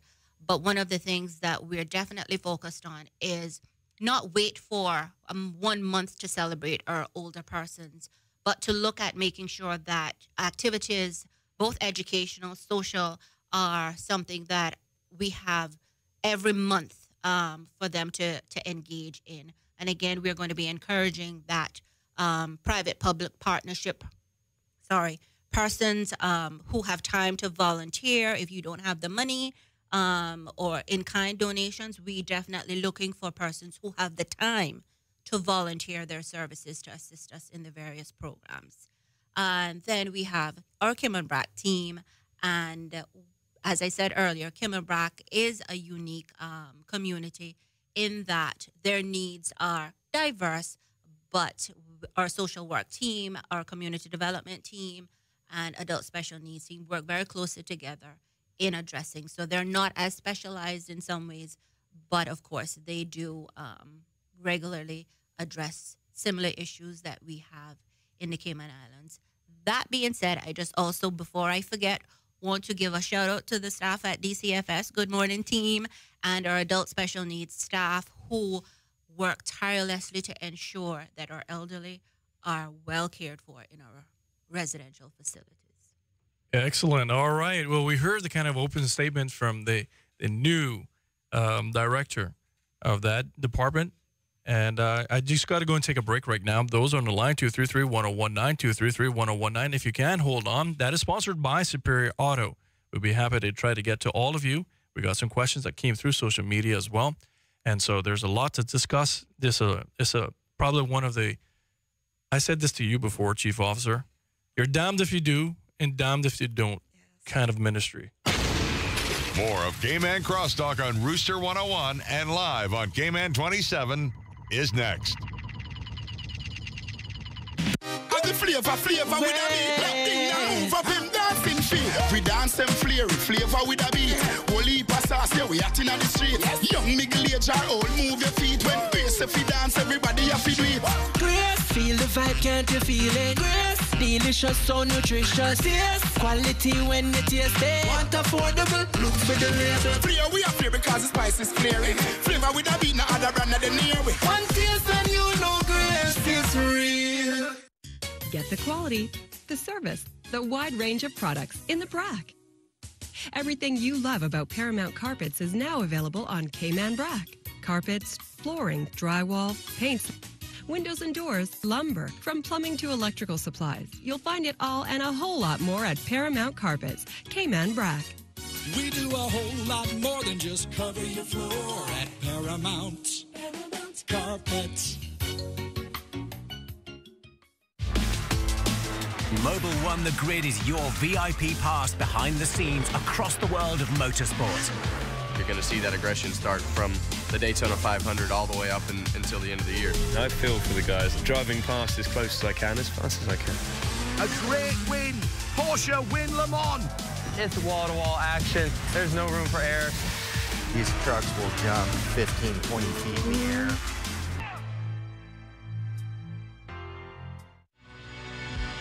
Watch as global adventurer and filmmaker Marlon Dara journeys across the world's most beautiful countries and cities. You'll explore breathtaking landmarks, art, and architecture from the Caribbean, Europe, Central and South America, and so much more. Immerse yourself in the local culture, history, and beauty as you follow his endless journeys of adventure every weekday, only on Cayman 27. 1019 or message us on the Cayman Crosstalk Facebook page. Now, back to Cayman Crosstalk on Rooster 101 and simulcast live on Cayman 27. All right, ladies and gentlemen, thank you all very much for tuning in, letting us be part of your morning and part of your day. Thank you. I just want to say, yes, you can laugh at me with my Quigley Down Under, but I'm going to wear it the whole entire month because it's all for you men out there. I want to call all of you next Thursday at the Lions Center at 6:30. I want you to join me, and we're going to have a discussion about Movember and what Movember means. I want you all men to join me. Free screening for PSA testing. I want to save lives. Good morning, caller. How are you this morning? Morning. Very good morning. Thank you very much for holding. Thank you. I was just listening to the conversation with your panel there, and I am very confused because I heard Ms. Echenique say that they're trying to work with Caymanians and give them jobs. They need a second chance. I personally know Caymanians have never had a second chance. Their vacancies and their jobs up there, they apply for, and there's like, oh, they're overqualified, or we call you back.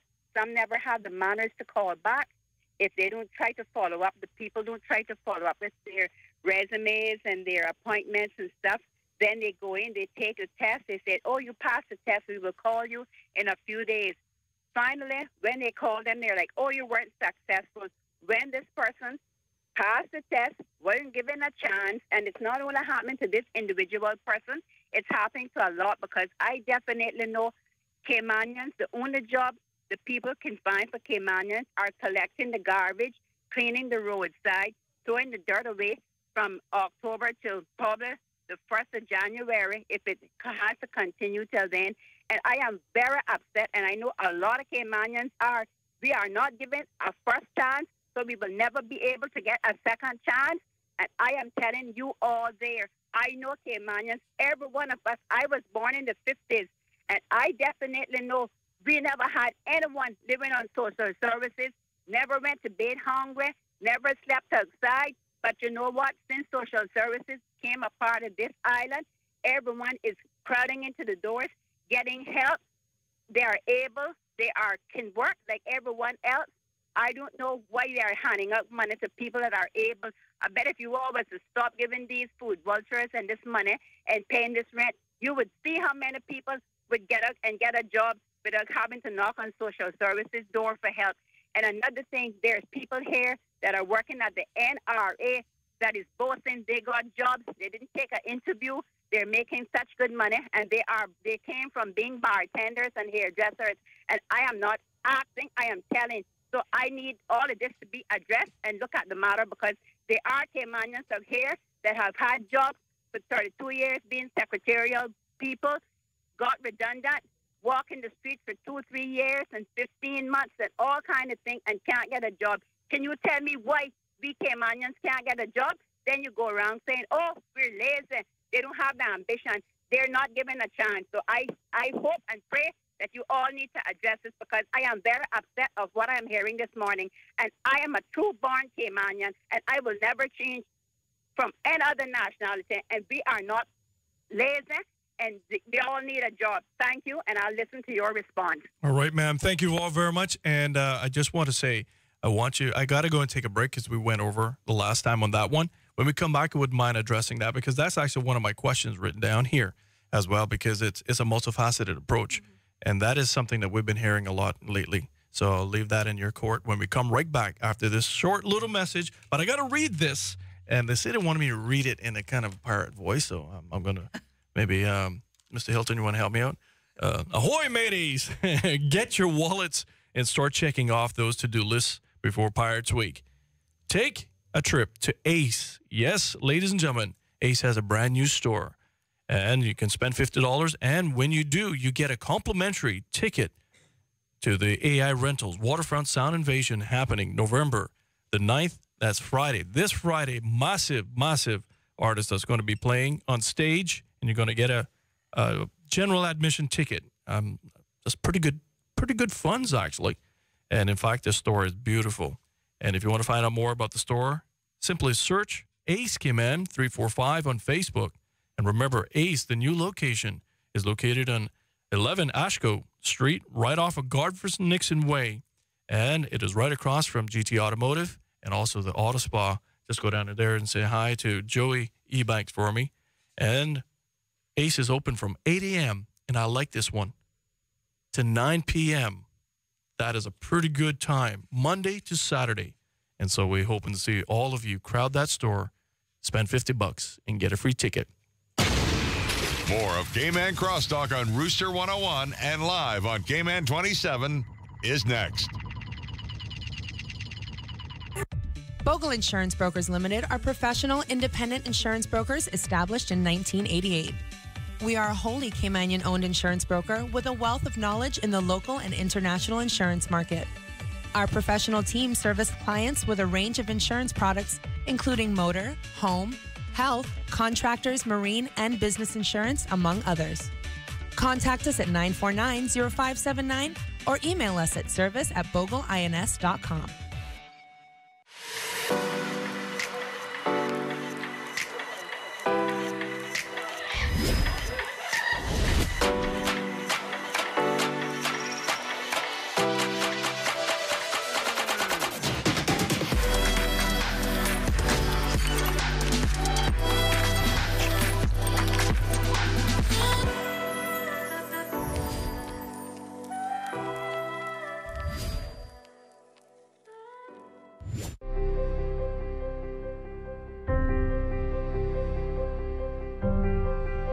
A timely response. That matters. Owning your own home. That matters. Supporting our community. That matters. When your child smiles, that matters. Good encounters, great experiences. It matters at Cayman National. Dynafroze, Dragon's Revenge. One day, 4 boys from the future traveled back millions of years through time. Once upon a time, deep under the sea, there lived a kind and clever little turtle named Tula. Citizens of Lotus Valley, the hour is upon us. Our way of life is being dramatically threatened. You, the Alliance, are the last hope of freedom and the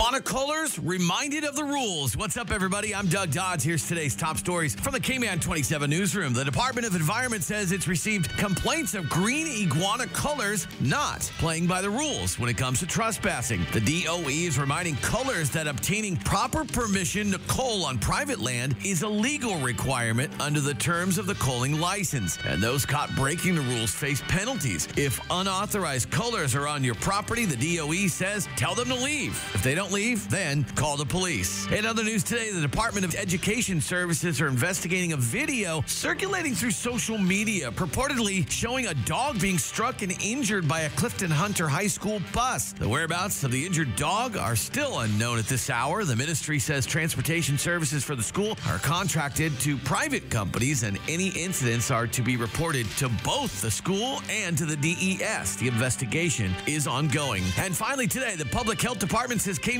could see a relatively high number of people suffering from the flu, given Cayman's location in the Caribbean and the number of people traveling in and out of the country. Public health doctors say 115 cases on average are reported per week, with that number likely to rise deeper into the flu season. For more news on these stories and others, click on Cayman 27 on KY or watch the news tonight at 6 with a replay at 7. For Hurley's Media, I'm Doug Dodds. Have a great day. Be a part of the conversation on Cayman Crosstalk by calling the Superior Auto Hotline, 233-1019, or message us on the Cayman Crosstalk Facebook page. Now, back to Cayman Crosstalk on Rooster 101 and simulcast live on Cayman 27. All right, welcome back. And thank you all very much for tuning in. Let this be part of your morning and part of your day. We got a caller online, but I'm asking that caller if you can kind of respect the previous caller there, lay the question down.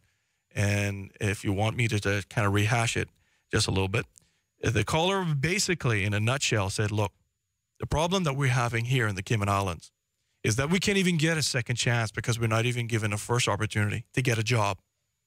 And that was one of my questions I was going to ask you as well, that of her concern. Because I look at your department, and most government operates in silos. And it's sad that you do in certain ways. Like, for example, I give you a very good example. Just over the summer, even within the same department of off-reg, and I'm going to use it, and I said it to one before, and I'm going to use the word, those jokers, at the same time in the off-season, increase and allowed water to be increased, allowed fuel, and allowed electricity, all at the same time in off-season, when is the lowest part of our earning season to be off-put.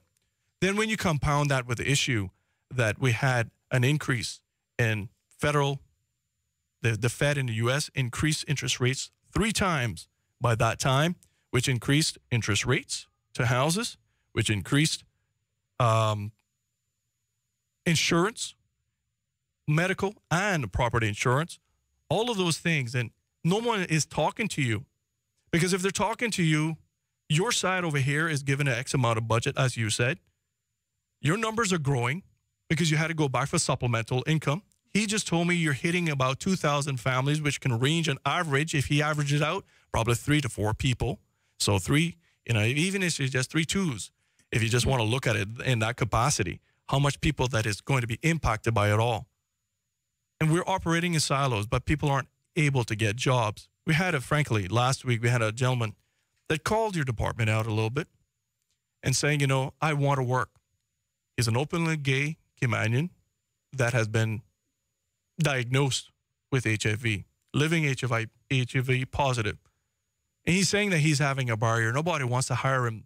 In fact, nobody wants to literally touch him for fear or whatever it may be out of all of these things.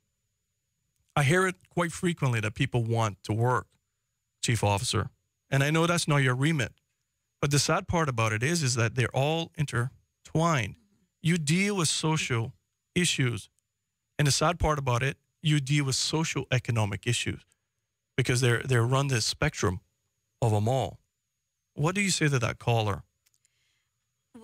First of all, I could hear the passion and the concern in the caller's voice. And I understand and I appreciate her concerns.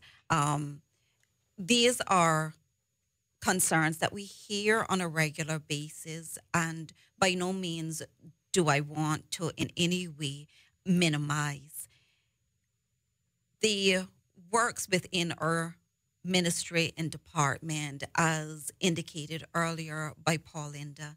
That scope that deals with the social issues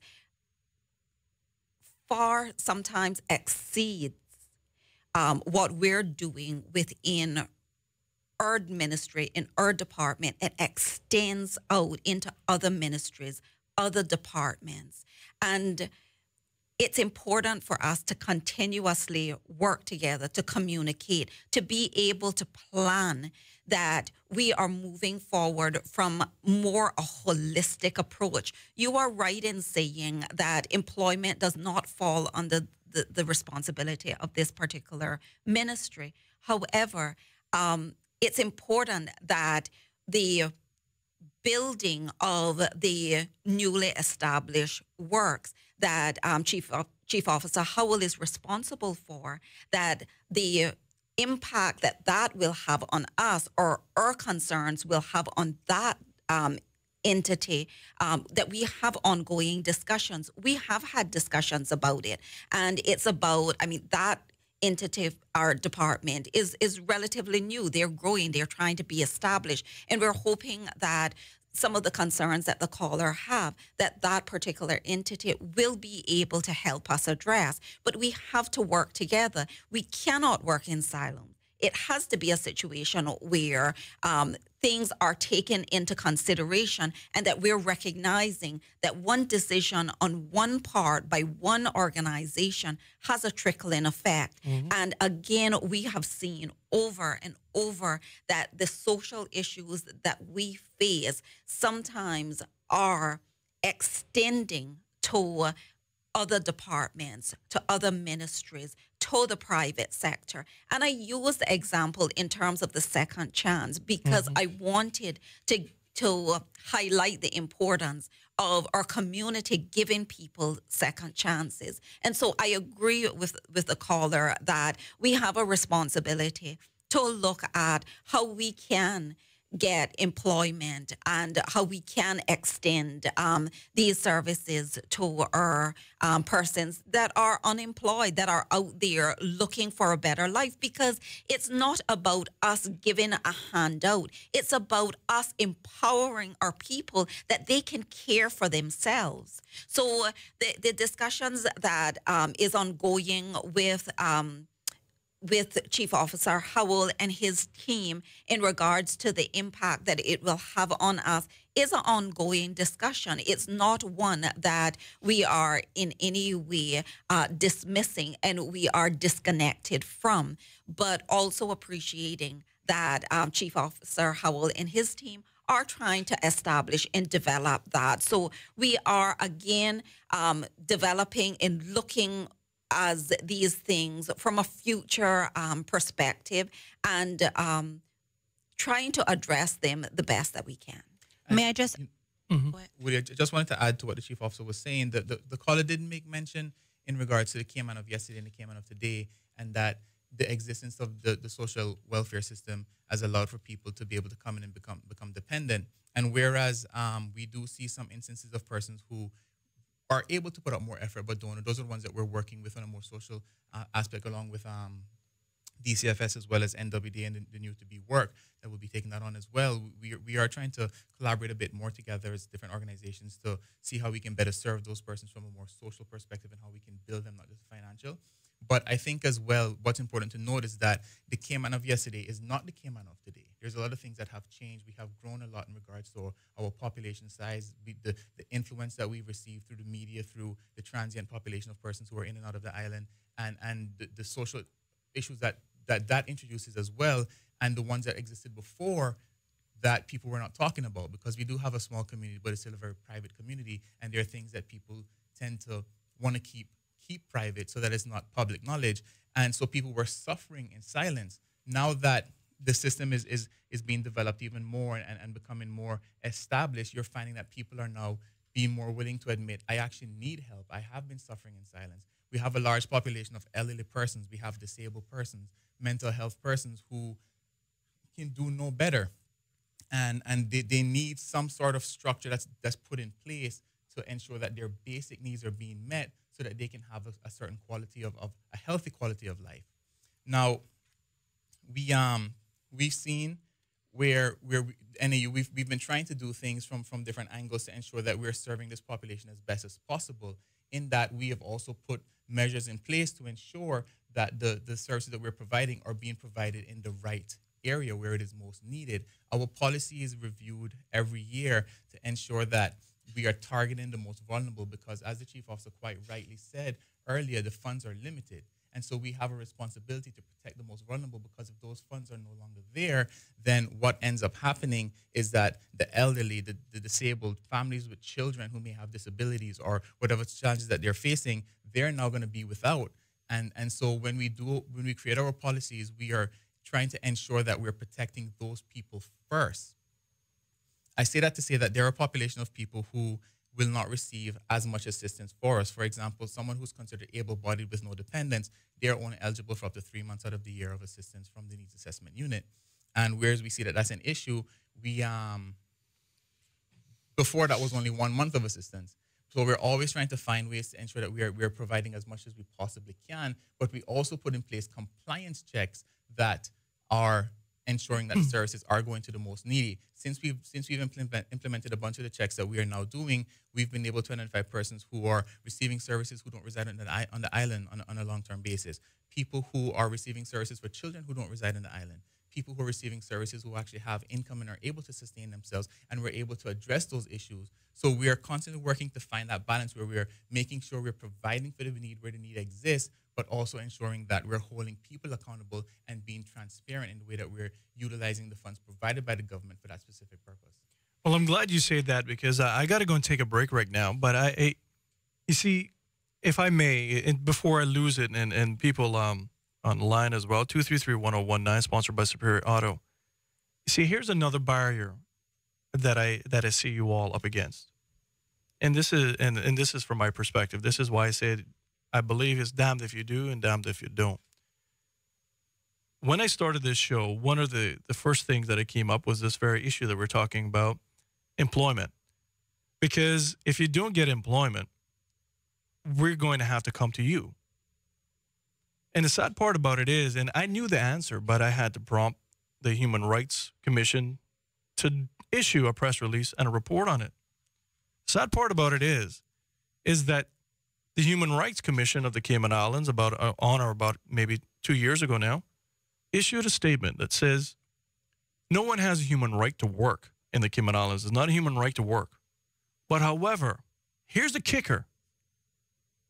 But everyone has a right to housing. Now, I got to ask the question, how the flip? I'm trying to use some less vernacular words, but some other things. How do you provide yourself for housing if you can't work?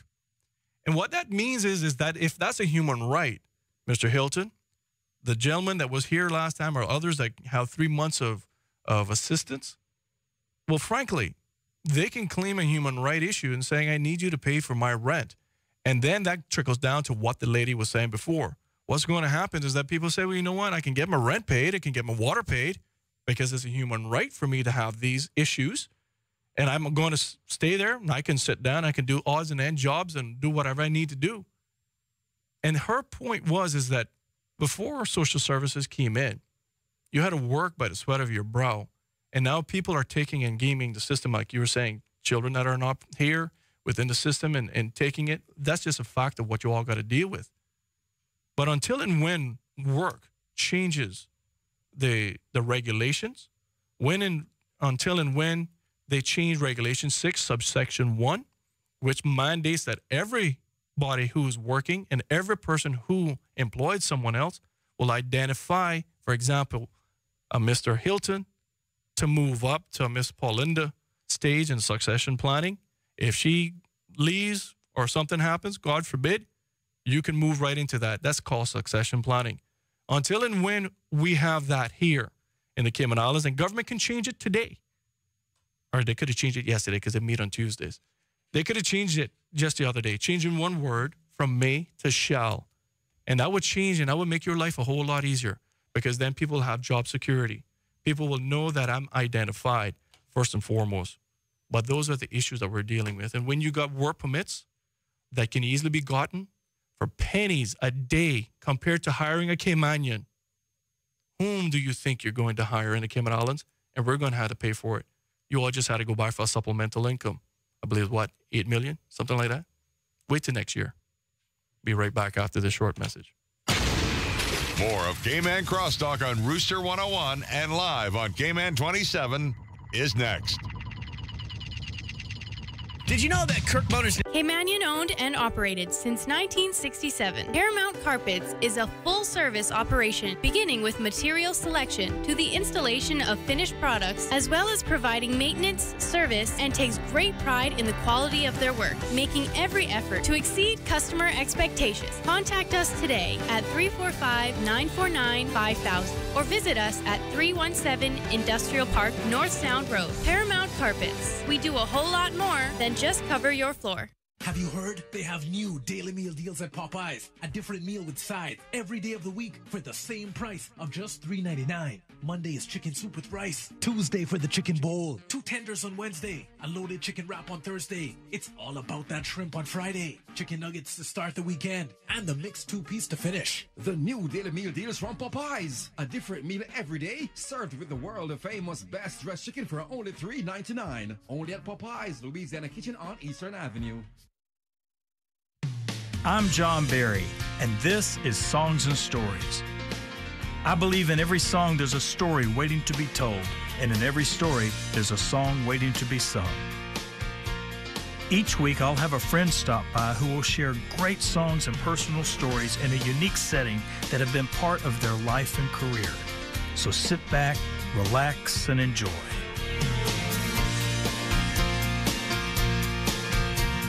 Some say the time of miracles is past, but we see miracles all around us, every day. Some could not walk. Some could not breathe. Some had lost all hope. But something amazing happened. Something that can't be analyzed or quantified. Something that is more than good medicine. Holy Cross.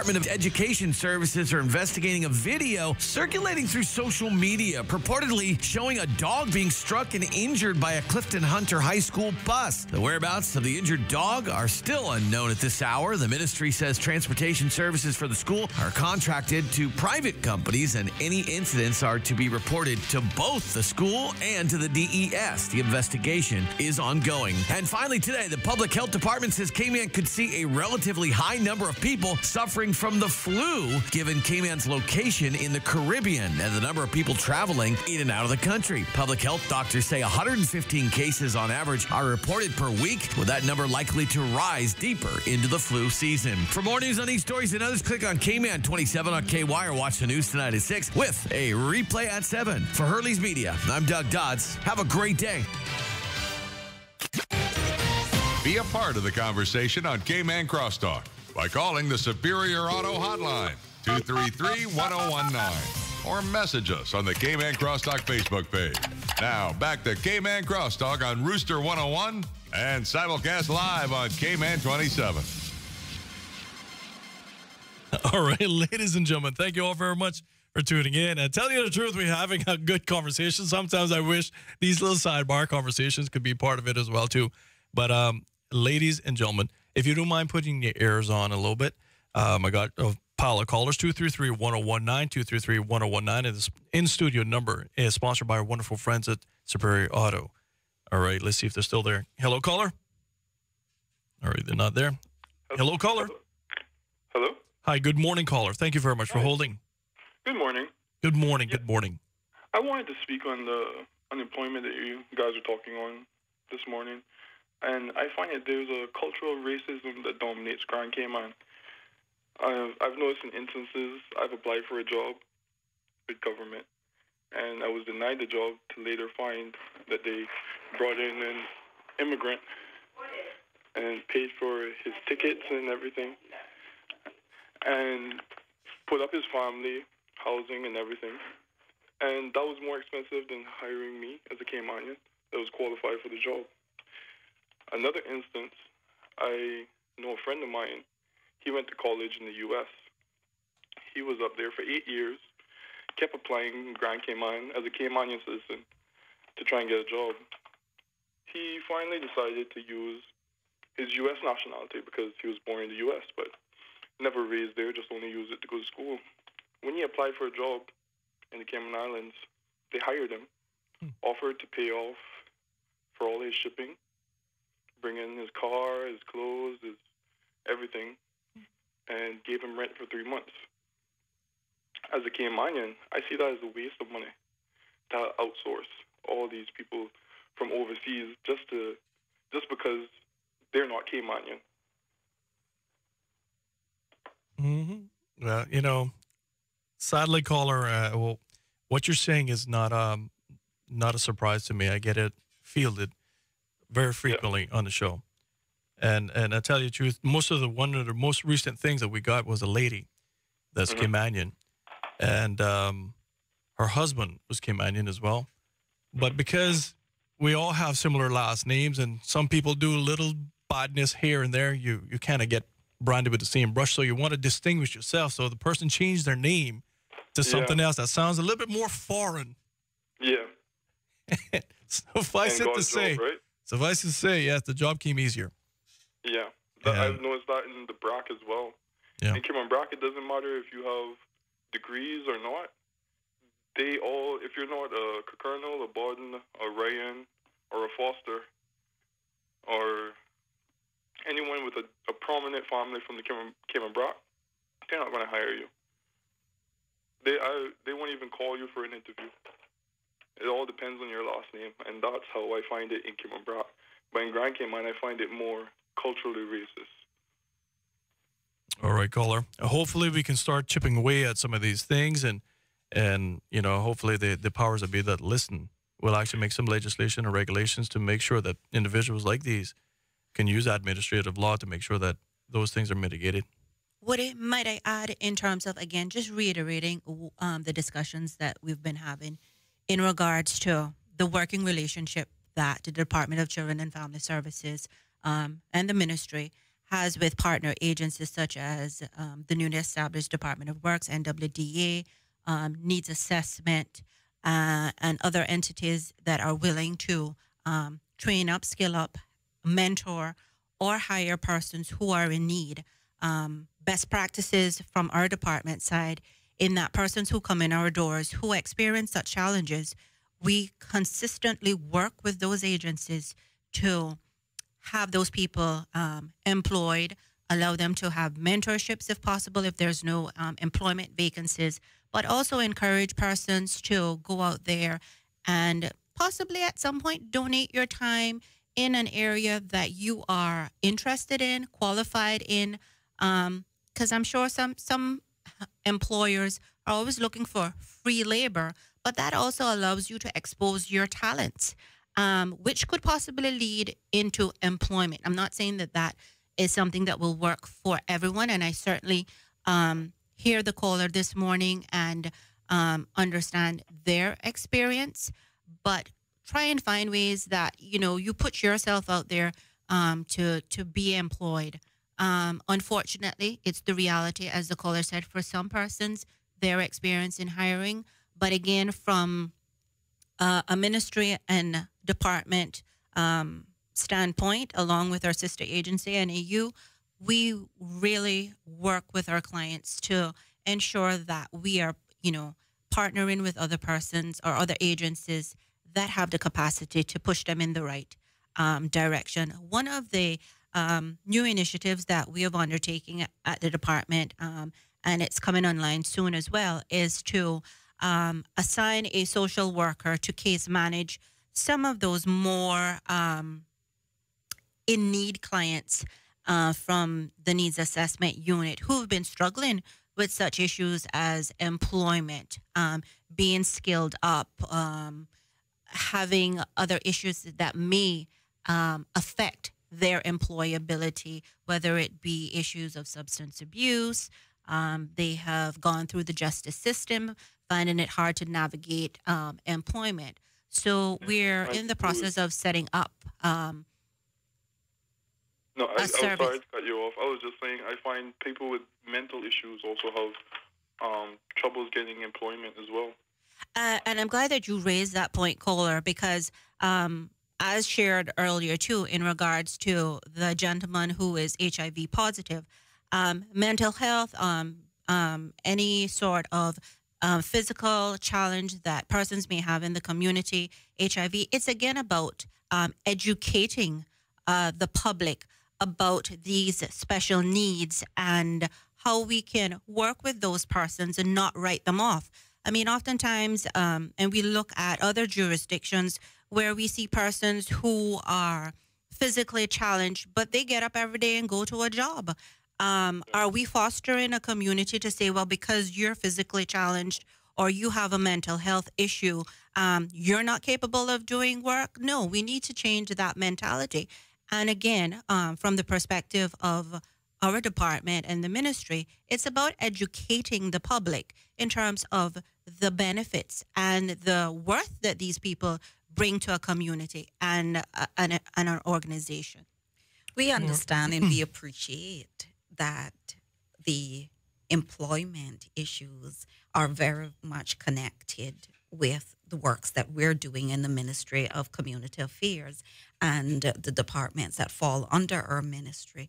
But the subject matter on employment is a completely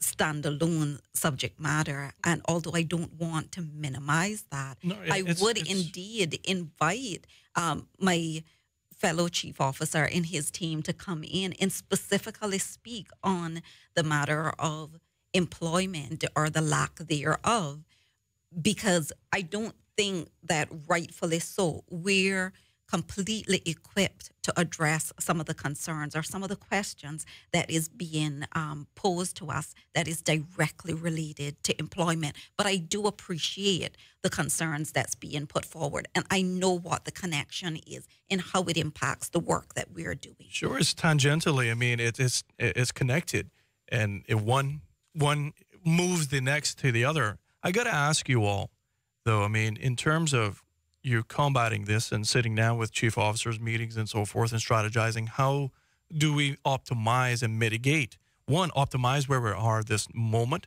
and also mitigate, to be honest with you, the amount of clients.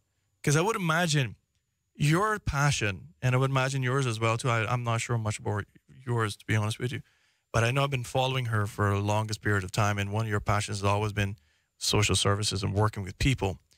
And I would imagine as a social service worker, just like people that work in cancer and so forth, hope one day that you can show up and don't have a job. That would be brilliant. That was one of the goals that you would have.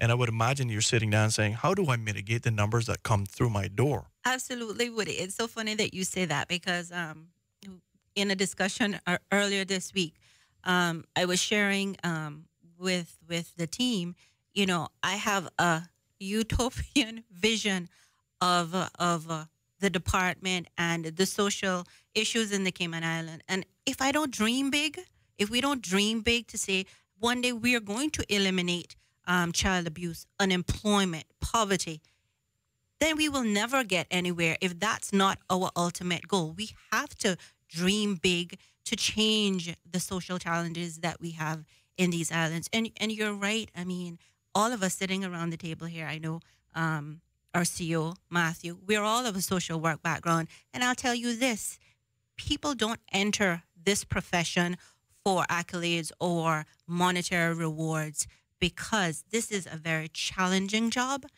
and it's for the passion. We have a passion in terms of mobilizing people, encouraging and bringing public awareness to the issues of social challenges that we have. But not only that, coming with solutions. Yeah. Coming with solutions. Well, that's what I was going to ask you. I'm just wondering if you all sat down and took, created analytics, a graph, so to speak, of where your clients are at, what section, why they brought you here. Was it poor education? Was it age? Was it single parent? Didn't finish high school? All of the various different things and the components and how many percentages out of it to say, well, all right, this is the largest growing segment that we have here, which is probably employment. I'm just guesstimating here.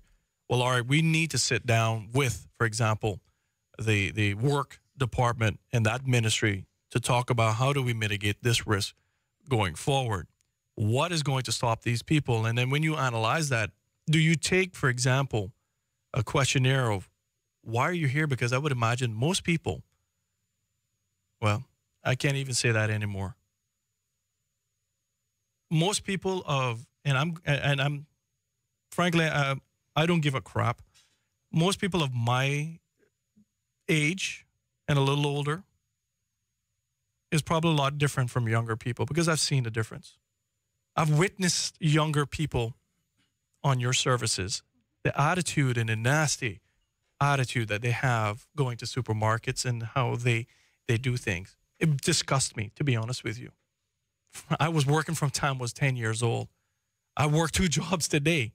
This is my sunrise job, and I go to my real job afterwards because if I want to eat, I have to do that, right? Someone sent me over a beautiful thing the other day from the Steve Harvey show. Hopefully I get to maybe play it, but I think it's 9 minutes long. But I'll just summarize it very quickly. A young man, black man, got out of work. He was terminated from, I believe, Federal Express, downsizing, whatever it could be. Looking for work. Was told he has a job, but the job is some 20 miles away. As a mover, he said, I need to work. Left home that evening at 11 p.m. to make certain that he will get there in time because he had no car, the car was broken, and didn't have no other transportation. Walked 20 miles to the person's home. To me, I don't see that kind of drive any longer. And those are the things I think to you, Belinda, that you're saying that if you want something, you need to go and get it. But I say it too, that under the Keynesian economic theory, if you don't have the work for it and it's given to you, why bother work? We got callers on the line. Good morning, caller. How are you?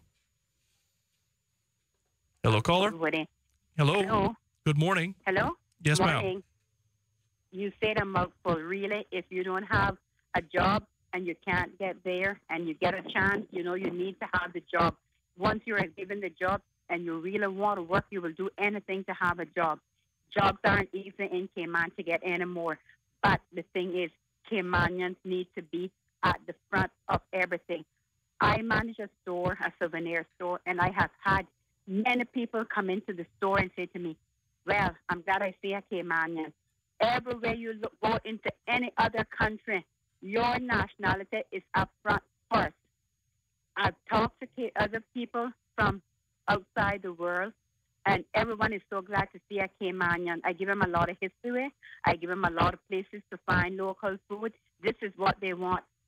We had a little accident here a few days ago, and another nationality was working in another department, and the tour guide said to her, bring the Q-tip. She looked around and she said, what, you don't know what a Q-tip is? Tell you how embarrassing that is, when we Caymanians know from a cotton ball to a Q-tip, to peroxide, to whatever. I mean, it is so unfair that there are jobs here for Caymanians that can understand and communicate with other people. We need to start with our own people first. Give them a chance. If they don't have a chance, that's why they go to the street. They do drugs. They get mentally ill. They need to get a job. If you don't have your mind occupied, of course you will sit down and go mental. This is the kind of thing that we have to look after. Start with our people first. There's cashiers into the supermarket. How many people, when you go into Foster's, how many Caymanian faces you see? It has to start with the Caymanians. And I am very distressed. And you know, this really gets me because I here and I am looking at, I move around from Eastern, North Side, West Bay, Georgetown, Boston. I move around and I see a lot that is going on. And I think we definitely need to start with our Caymanians. So I'll leave you on that note. All right, thank you. And that's a perfect time for me to take this one little break as well. And I got tons of social media. Some of them, I'm begging all of you, I know you want to express, but I can't read epistles this morning. So if you can, just summarize it for me, please. More of Cayman Crosstalk on Rooster 101 and live on Cayman 27 is next. We're on a mission to reinvent the way we look at sport. En route, we'll be meeting the biggest names and the brightest stars, looking to pinpoint the precision of success. We're all born with some degree of athleticism. As you get to that top of the pyramid, it's the very small things that make the difference. Work hard to stay focused, to get it done. I know everything I did it for a reason. You have to be a little bit insane, I think.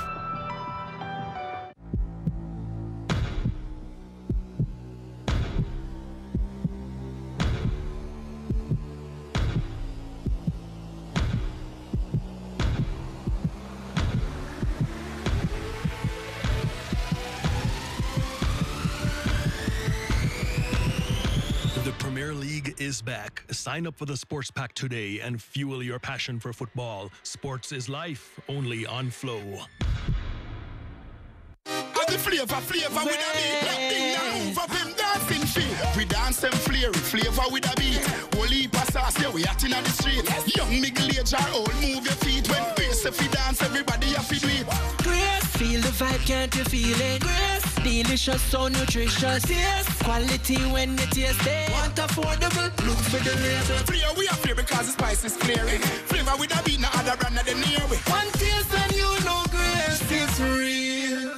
Let Elite Marble and Granite bring the charm of Italy to your home. Made from only the best materials. Santa Margherita Quartz is handcrafted at a state-of-the-art facility located in Italy and then journeys across the ocean to Elite Marble and Granite, who is the exclusive distributor in the Caribbean. Elegant and resistant, Santa Margherita Quartz products offer a large choice of colors, textures, and exclusive finishes. Call 945-9028 or visit us online at elite.ky. Elite Marble and Granite, where perfection costs less.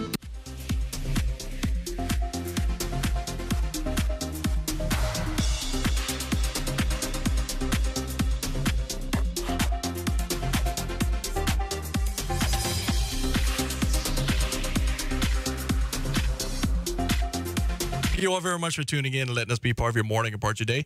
And, you know, I just want to let you all know, and obviously it's tangential to the conversation, which is employment.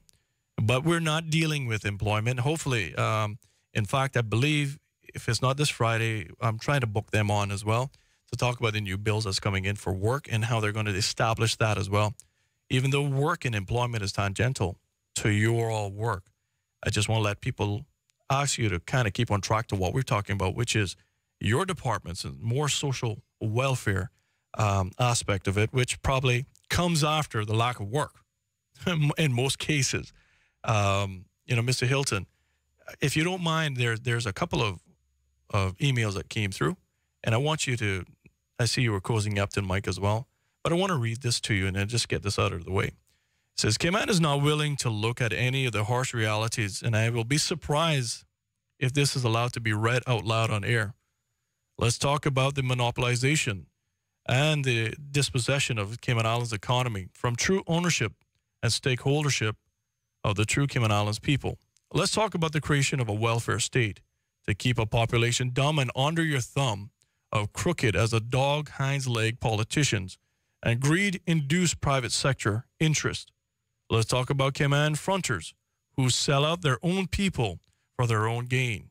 Let's talk about crooked politicians who give status to people for their own greed-induced, power-hungry political expediency. Let's talk about sociologically cannibalization of the Cayman Islands and her people. Most do not even know what a Caymanian is any longer. Those three individuals on the mic this morning are Band-Aids of a gaping and festering wound. Most are unwilling to look at the cause and effects of realities. Floor is yours, Mr. Hilton. Well, I will start off by saying that at the moment, between the ministry and the department, and as along working with a number of stakeholders, we are currently reviewing the legislation that governs the provision of welfare assistance. And earlier you made a comment, as well as the caller before, who was referring to the need for hard work and putting that hard work in.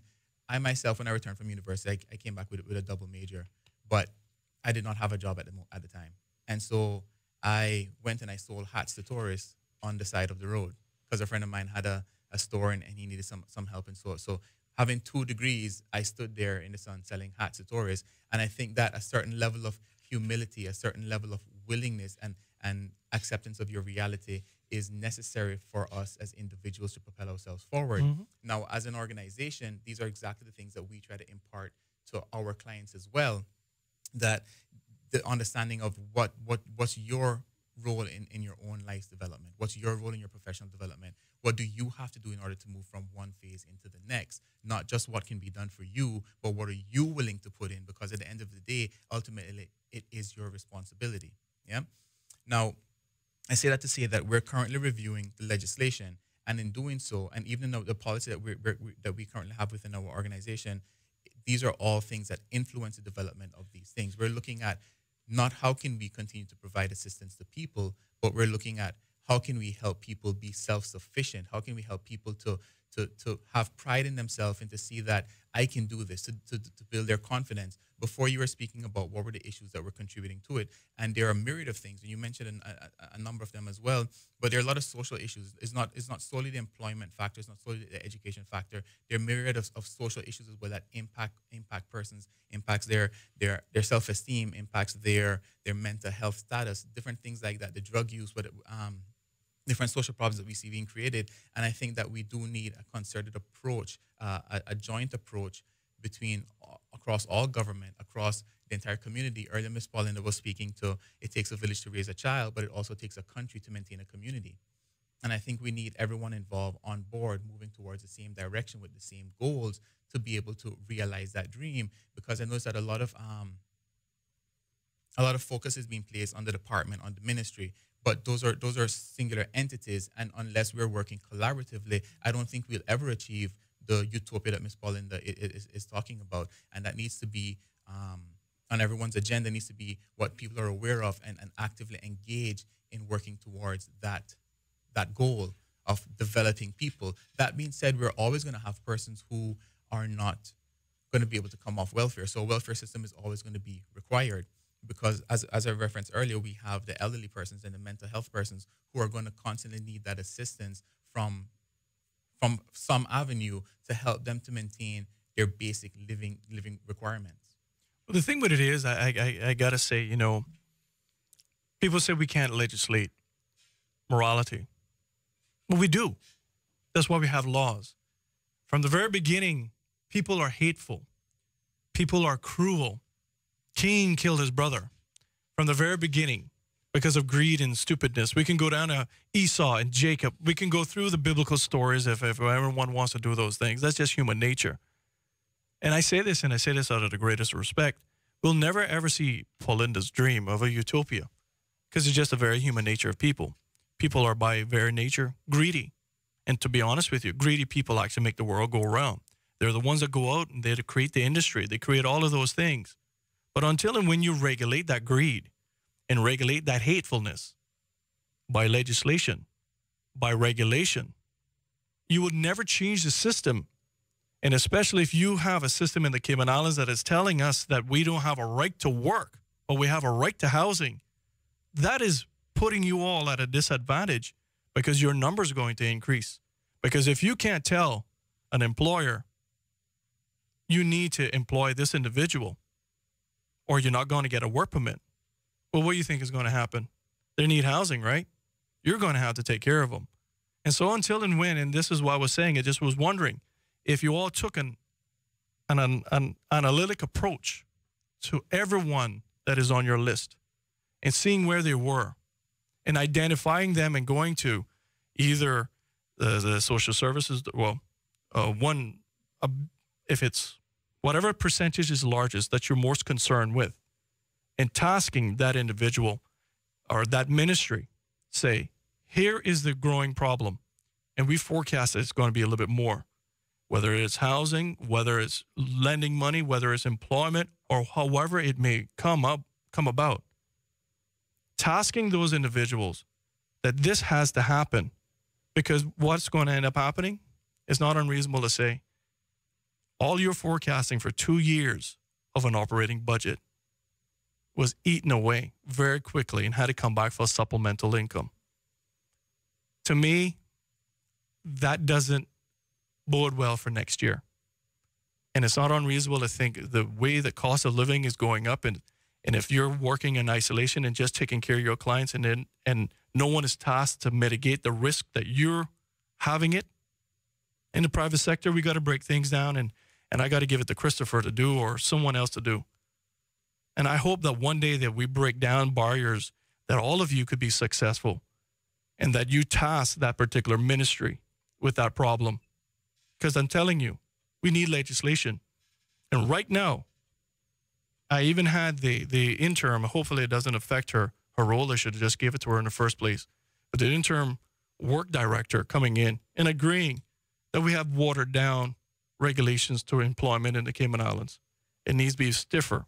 They were changed by politicians. And until and when we see that, I don't see your utopia happening in any capacity. People are mean by nature. People are selfish by nature. People are ungrateful by nature. Hence the reason why I say to the chief officer, and I say this with the greatest of respect, you have a job that you're damned if you do and damned if you don't. And we understand and we appreciate that, Woody. Your comments are spot on. We understand that it is not for one specific department or one specific ministry. It has to be that we're looking at things from a broader perspective. One of the areas that we are looking at and we are taking into consideration is indeed the statistical information and looking at things from a strategical perspective. Unfortunately, the manner in which statistics are kept or even gathered is one of the areas that is not our strongest point. And I say that it's not specific to our ministry, but Cayman on a whole, sometimes you ask about statistics and you cannot get numbers. These are areas that we are looking at very, very closely. There's a need for us to dig a little bit deeper and to actually focus on what are the problems, but equally so, what are the solutions that we need to put in place to be able to address those problems? Oftentimes, we can come on a talk show and we can get a number of calls, or we can take our entire talk show and talk about all of the problems that we face, because we do have problems in our community. But I'm also welcoming people to start to think outside of the box and to start to provide us with what they perceive as solutions to some of these problems as well, and work along with us. Because again, I emphasize and I reiterate that we cannot do this on our own. We're going to have to pull together. If we truly want to see change come about, we're going to have to pull together. We're going to have to not wait for those big projects where we're going to get a lot of attention and a lot of fluff, but those smaller projects and those individuals that we can make a change and a difference in one individual's life. Because when we can make that change in one individual's life, it makes a significant difference on our entire community. So one person at a time sometimes is what it takes. But I open this up to your listening audience. Yes, let us hear about your concerns. Let us hear about the problems out there, but also think very solution focused as well, and give us your ideas on how we can work together to bring about positive changes to some of the problems that we're facing. Now, Woody, yes, sir. a couple of points based on the chief officer said and yourself in regards to the budget, first of all. Now, we do every year, we do our analytics and we project where we see ourselves for the next upcoming year to prepare ourselves before we go to request our budget. And we do put that information together to advise the necessary persons. But that being said, there are things that sometimes cannot be predicted, and the cost of living has increased significantly in the past year. And as a result of that is where we were faced with our challenges and our difficulties in regards to not just the growing population of our clients, but the growing demand from existing clients as well, for additional services as a result of the economic circumstances in which we found ourselves. Now, the other point I wanted to make was you made a statement earlier about you can't legislate morality. But I do believe that legislation and policy can influence values and therefore influence the formation of a culture, right? Let's use the example. I lived in Chile for a year, and when you're there, you see this strong sense of patriotism where people are proud to be Chileans, where people are. It's something that's celebrated on a consistent basis, and that came from a policy that was implemented years before, where the government made it as a requirement, as law, that during a certain time of the year when they're celebrating their independence, their fiestas patrias, they call it,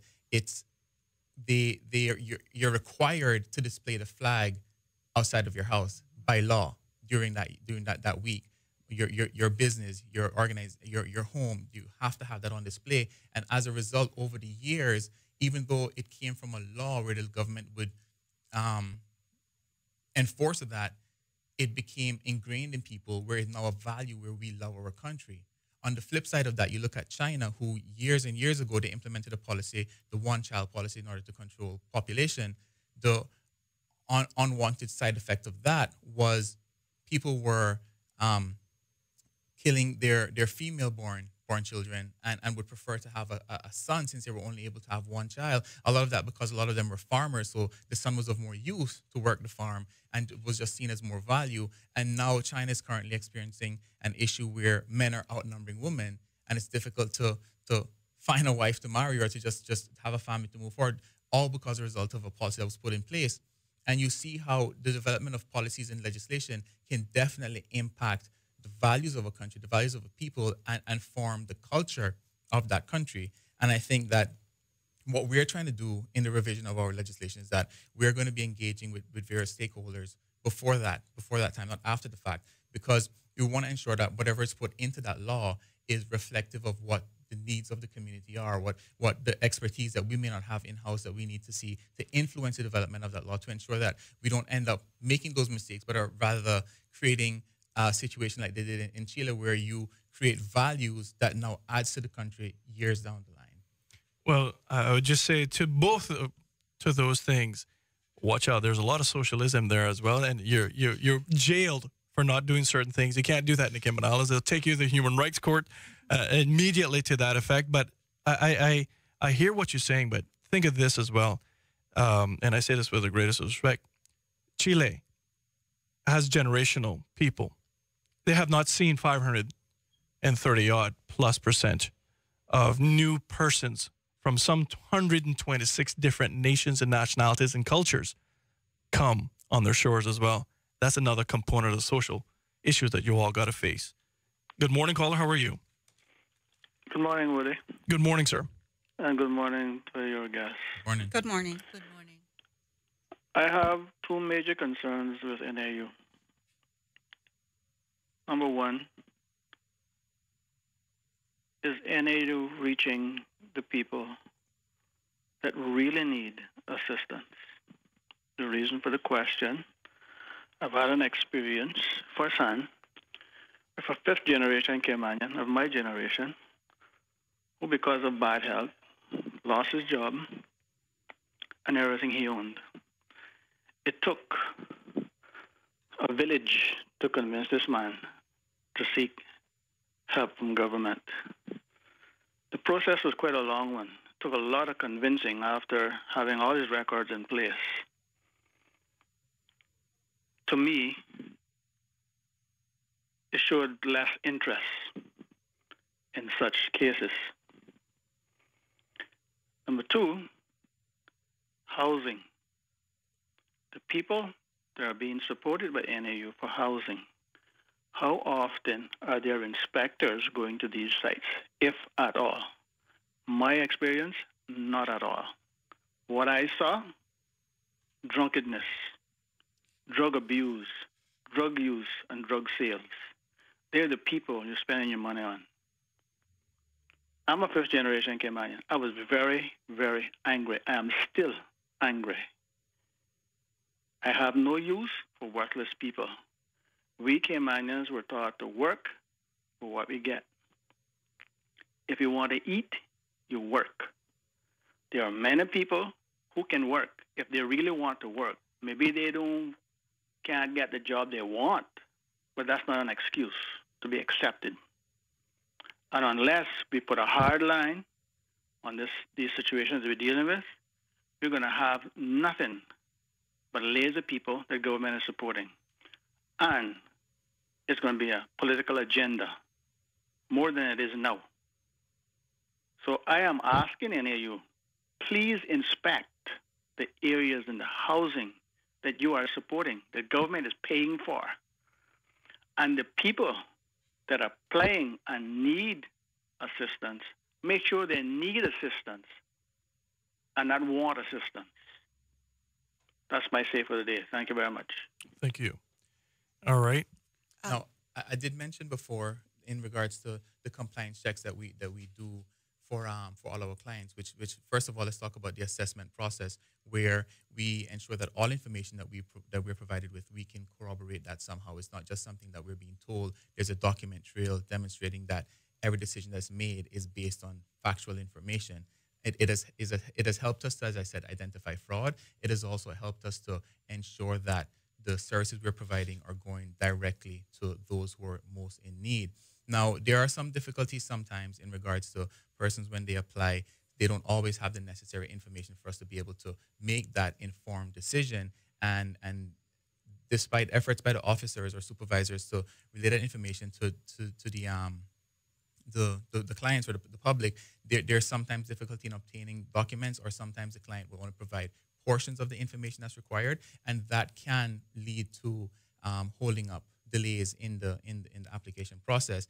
That being said as well, I mentioned earlier that we serve approximately 2,000 families with a very small staff complement. So that's a lot of applications to process, a lot of services to process. It's very time consuming, and there are times that the workload is not their times, it's consistently that the workload is always greater than the resources. And I think you find that in any welfare system that you come across as well. Mm-hmm. Now, in regards to the compliance checks in terms of properties, that ties into it once again, that with the amount of families that we serve and the staff complement that we have, it would be impossible to be able to do checks for every single person that receives that benefit. However, we do conduct home visits where necessary. For example, if a person is bedridden and they aren't able to come out, if there's an express concern where there definitely needs to be a home visit. And this is where we do try to partner with the community. If there's a concern, don't just turn your eye to it.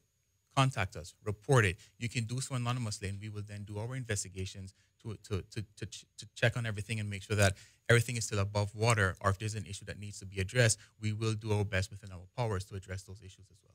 Excellent. I got to take this last little break, and we're going to come right back. And the number in the studios is 233-1019, 233-1019. More of Cayman Crosstalk on Rooster 101 and live on Cayman 27 is next. We're not just the most reliable energy service in the Caribbean. Whether it's for your entertainment, lighting a path to your future, or making sure that you and your family are secure, we're there for you when it matters most. Your safety and our reliability are our top priority. We are committed to remaining the #1 utility service in the Caribbean.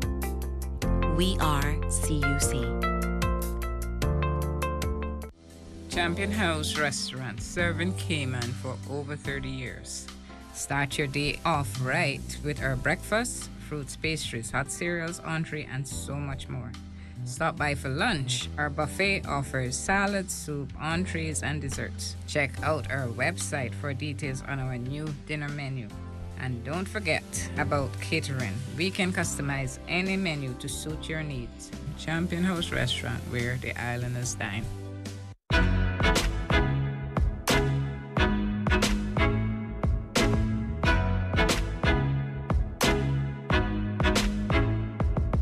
I'm Jordan Telford. I'm the master distiller for Tortuga Rum Company. I'm a born Caymanian, and I'm very proud to say that I'm producing an exceptional quality rum that's completely handmade, start to finish, distilled, bottled, and blended right here in Grand Cayman for Tortuga Rum Company.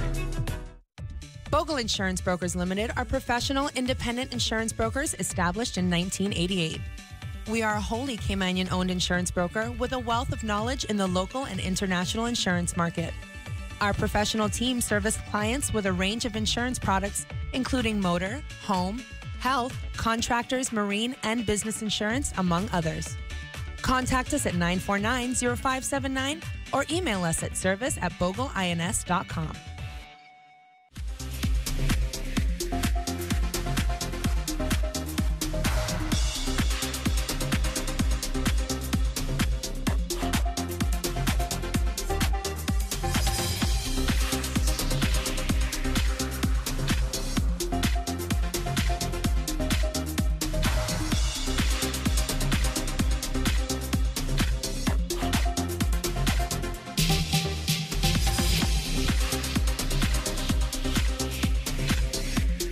Thank God that was not on air for me to say. But I just want to say, if you're just tuning in right now, I got the chief officer of the Ministry of Community Affairs along with her heads of department as well. And, you know, chief officer, we get some complaints that come through here that say you all do nothing. There's individuals that are suffering. There are older persons that are in need, or somebody that is impaired or something, and social services is not doing anything for it. What would you say to that? That information sometimes is brought to our attention, and I've heard that comment before.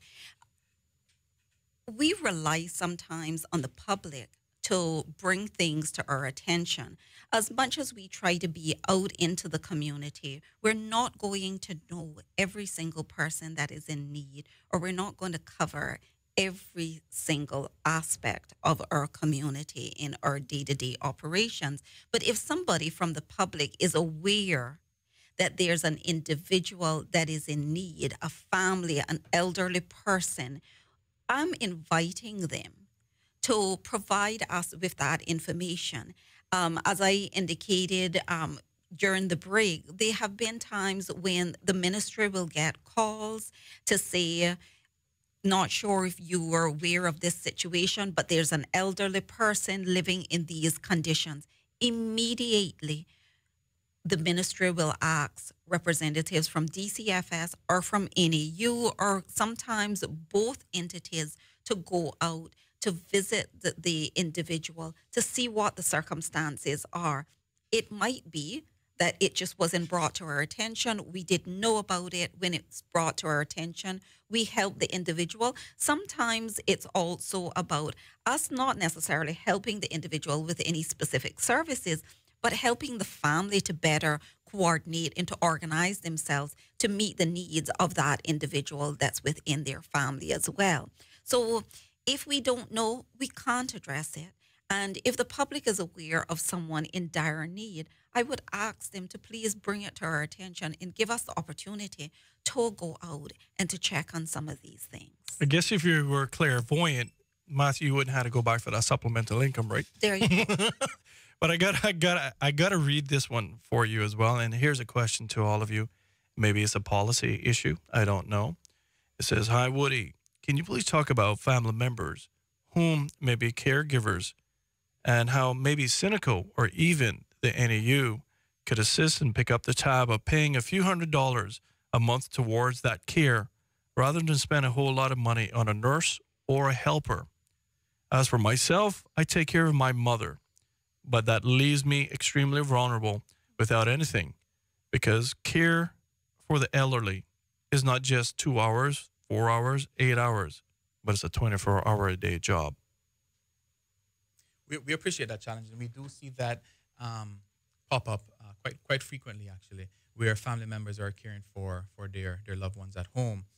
We do try to assist where we are able to in offsetting some of the finances. We do not have the capacity to say pay a person for caring for their family member, but we do, where possible, provide assistance with utilities, or provide assistance with food or rent, or whatever the case may be, that we'd be able to say offset the household expenses. There's also the PFA a service that we provide as well, which is the one of the only cash in hand services that we do provide to clients, and that's usually reserved for the elderly, and it is reserved for the elderly and the disabled, unfit to work, and then that way you can have some cash in hand as well if the person qualifies for that service. Yeah.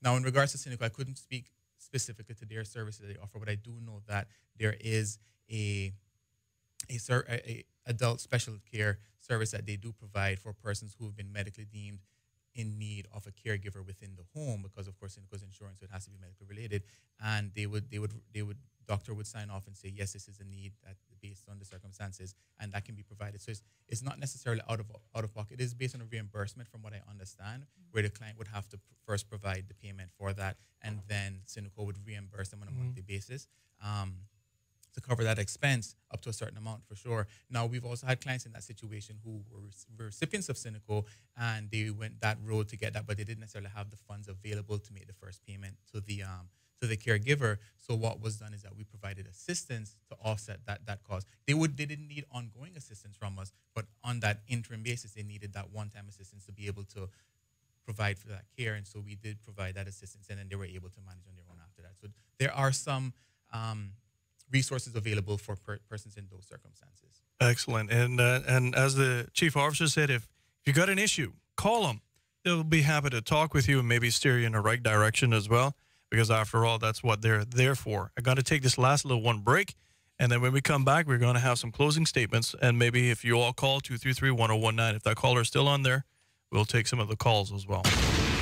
More of Cayman Crosstalk on Rooster 101 and live on Cayman 27 is next. Make the most of your morning at Burger King with Burger King's unbeatable breakfast special. 2 croissants for just $4. Take 2 bacon, egg, and cheese croissants, 2 sausage, egg, and cheese, or mix and match. Add a refreshing OJ or delicious hash browns, plus tea or coffee for a true breakfast of champions. 2 croissants for just $4, available until 10:30 weekdays and 11 a.m. on weekends. Only at Burger King. 7 Mile Beach, Waterfront, Walkers Road, Town Center Plaza, and now Red Bay. Let Seaboard bring the world to you. We offer the best shipping rates and service to and from Grand Cayman with over 35 shipping routes, full container shipping from Miami, Brooklyn, Houston, and Jamaica, plus small package shipments from Miami and Jamaica. You name it, and Seaboard will ship it. Our excellent warehouse facilities in Miami mean you can consolidate your goods to save yourself time and money. For shipping made easy, call or visit our website today. Shipping shore to shore. Seaboard. Shipping shore to shore. We're not just the most reliable energy service in the Caribbean. Whether it's for your entertainment, lighting a path to your future, or making sure that you and your family are secure, we're there for you when it matters most. Your safety and our reliability are our top priority. We are committed to remaining the #1 utility service in the Caribbean. We are CUC.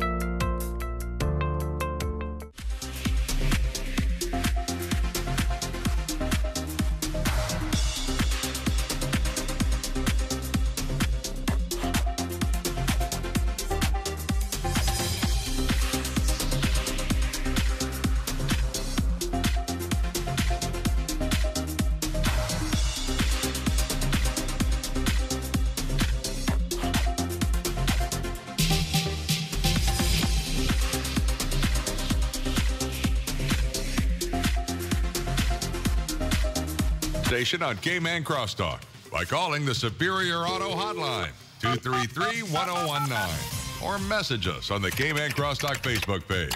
Now back to Cayman Crosstalk on Rooster 101 and simulcast live on Cayman 27. All right, ladies and gentlemen, thank you all very much for tuning in, letting us be part of your morning and part of your day. The lines are lit. I'm just going to go straight to the phone lines because we only got less than 8 minutes left. Caller, hello, good morning. All right, then hold on. Hello, caller. Hello, caller. All right, playing phone tag with me. Good morning, caller. Hello. Good morning. A very good morning to you. I'm just listening Caller, so we can hear you. Can you turn off your radio, your TV, whatever device you listen to on? Good morning. Morning. Yes, we can hear you now. Hello. Yes, can hear you now. Hello. Yes, ma'am. Hello. I feel like a Verizon commercial. Can you hear me now? All right, then hold on. Hello, caller. All right. You know, here's something that came through too, and I think a lot of people are conflating the two departments. And I guess they're probably thinking that, you know, you all are the advocates for the less fortunate in every capacity, in jobs and so forth of that nature. Sandra Ann Miller posted on her Cayman Crosstalk Facebook, says, we have hearing impaired, educated Caymanian man that has worked in the U.S. bank for over 17 years. He has not received a job in 5 years since he has returned home. We have other hearing impaired people that need a job because of the impatient employers. Thanks to the government, especially the post office department that was implemented over 30 years ago, the crack conk and people like Mr. Gata at the Lighthouse that have taken the chance with the hearing impaired people. The Community Affairs Ministry has done nothing, in capital letters. You know, that's shouting. So those are some of the sentiments. And I think based on the conversation we had today, and frankly, I've been educated, is that you all are not the advocates for everybody for every aspect of it. You're all kind of given the end task of the results of a lot of other issues, which is the socioeconomic issues that all of that not really gaining and securing employment. You can steer them and you can try to hone them in the right direction to do that, but that is not your job. Your job is basically to meet the needs and the social needs of individuals, primarily, frankly, of children and the elderly is your primary focus. And there's others that fall in the cracks as well. Am I fair in saying that? But you are, and just to emphasize a little bit about that comment, we have the disability law in place. It's important that people understand that part of the reason behind this process and having this law in place is so that we do not discriminate against persons with any type of disability. So at the end of the day, if an individual is qualified, has the experience, I would be of the opinion that he or she should be in the pool for jobs like anybody else to be taken into consideration. It's unfortunate that we are having situations like that, and maybe by her posting that information, it will get this message out to someone out there to take this individual into consideration. But I am not aware that based on a disability that we are discriminating against, or we're not encouraging that. And that's part of the reason why we have a law in place and that we are doing the best that we can to give as much support and as much guidance to our persons with disabilities. And in both government and private sector, we do have numerous people that have some form of disability. Right within our ministry, we have an individual that is hearing impaired and does an amazing job and works very well. And I'm happy to have her with our ministry. You see, the thing with it is, and this is why I have what we call Civic Wednesdays on the very last Wednesday of the month with Dr. Steve McPhail and Honorable Gilbert McLean, is because I want people to understand their rights in the country. And we don't have a Bill of Rights like the United States of America, where we have horizontal rights, which means rights between you and I, all of us here. I have an obligation to you. We only have what we call vertical rights, and that is the right to what the government has on each one of you independently. Hence the reason why you all have Section 19 that's going to be guiding you, administrative law, Section 19 of the Constitution, which everybody must be treated fairly, rationally, proportionally, and lawfully.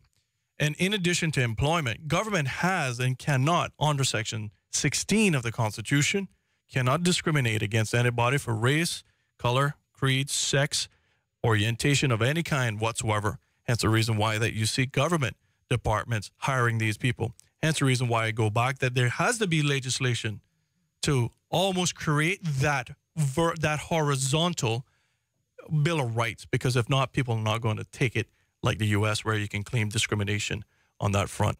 And I just want to sincerely thank you, honestly, Chief Officer, for coming in. I'm looking forward to this. I know last time We had a wonderful discussion. In fact, you can see the phone lines look like Christmas morning here. I wish we can go later.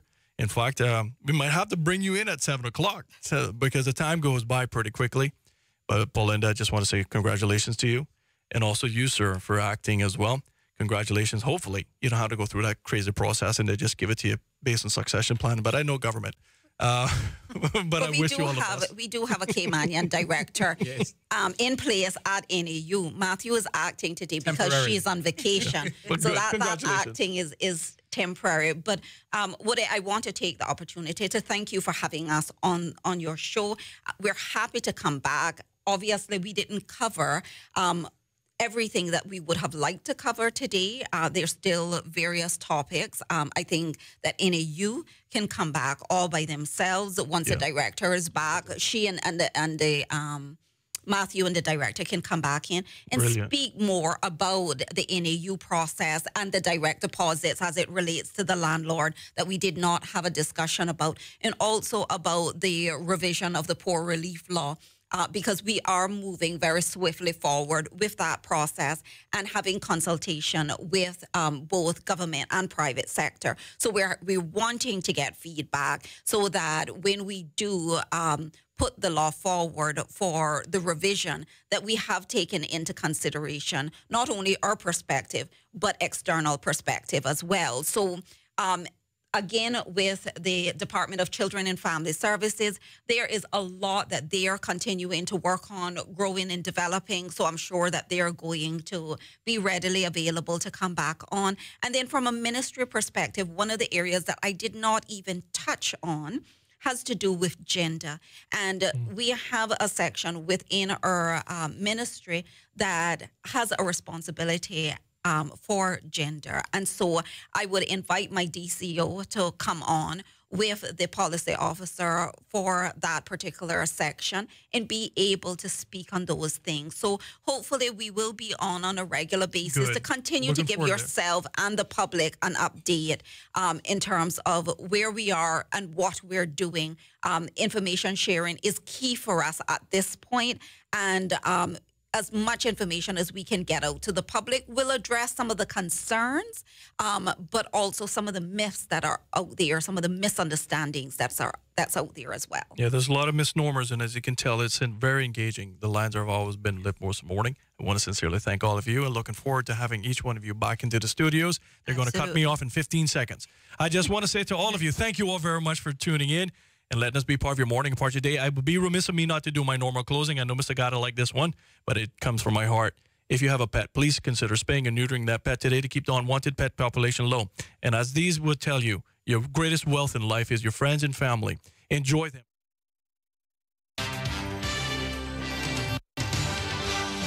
If it matters to you, it matters to us. We're Cayman 27, Cayman Informed.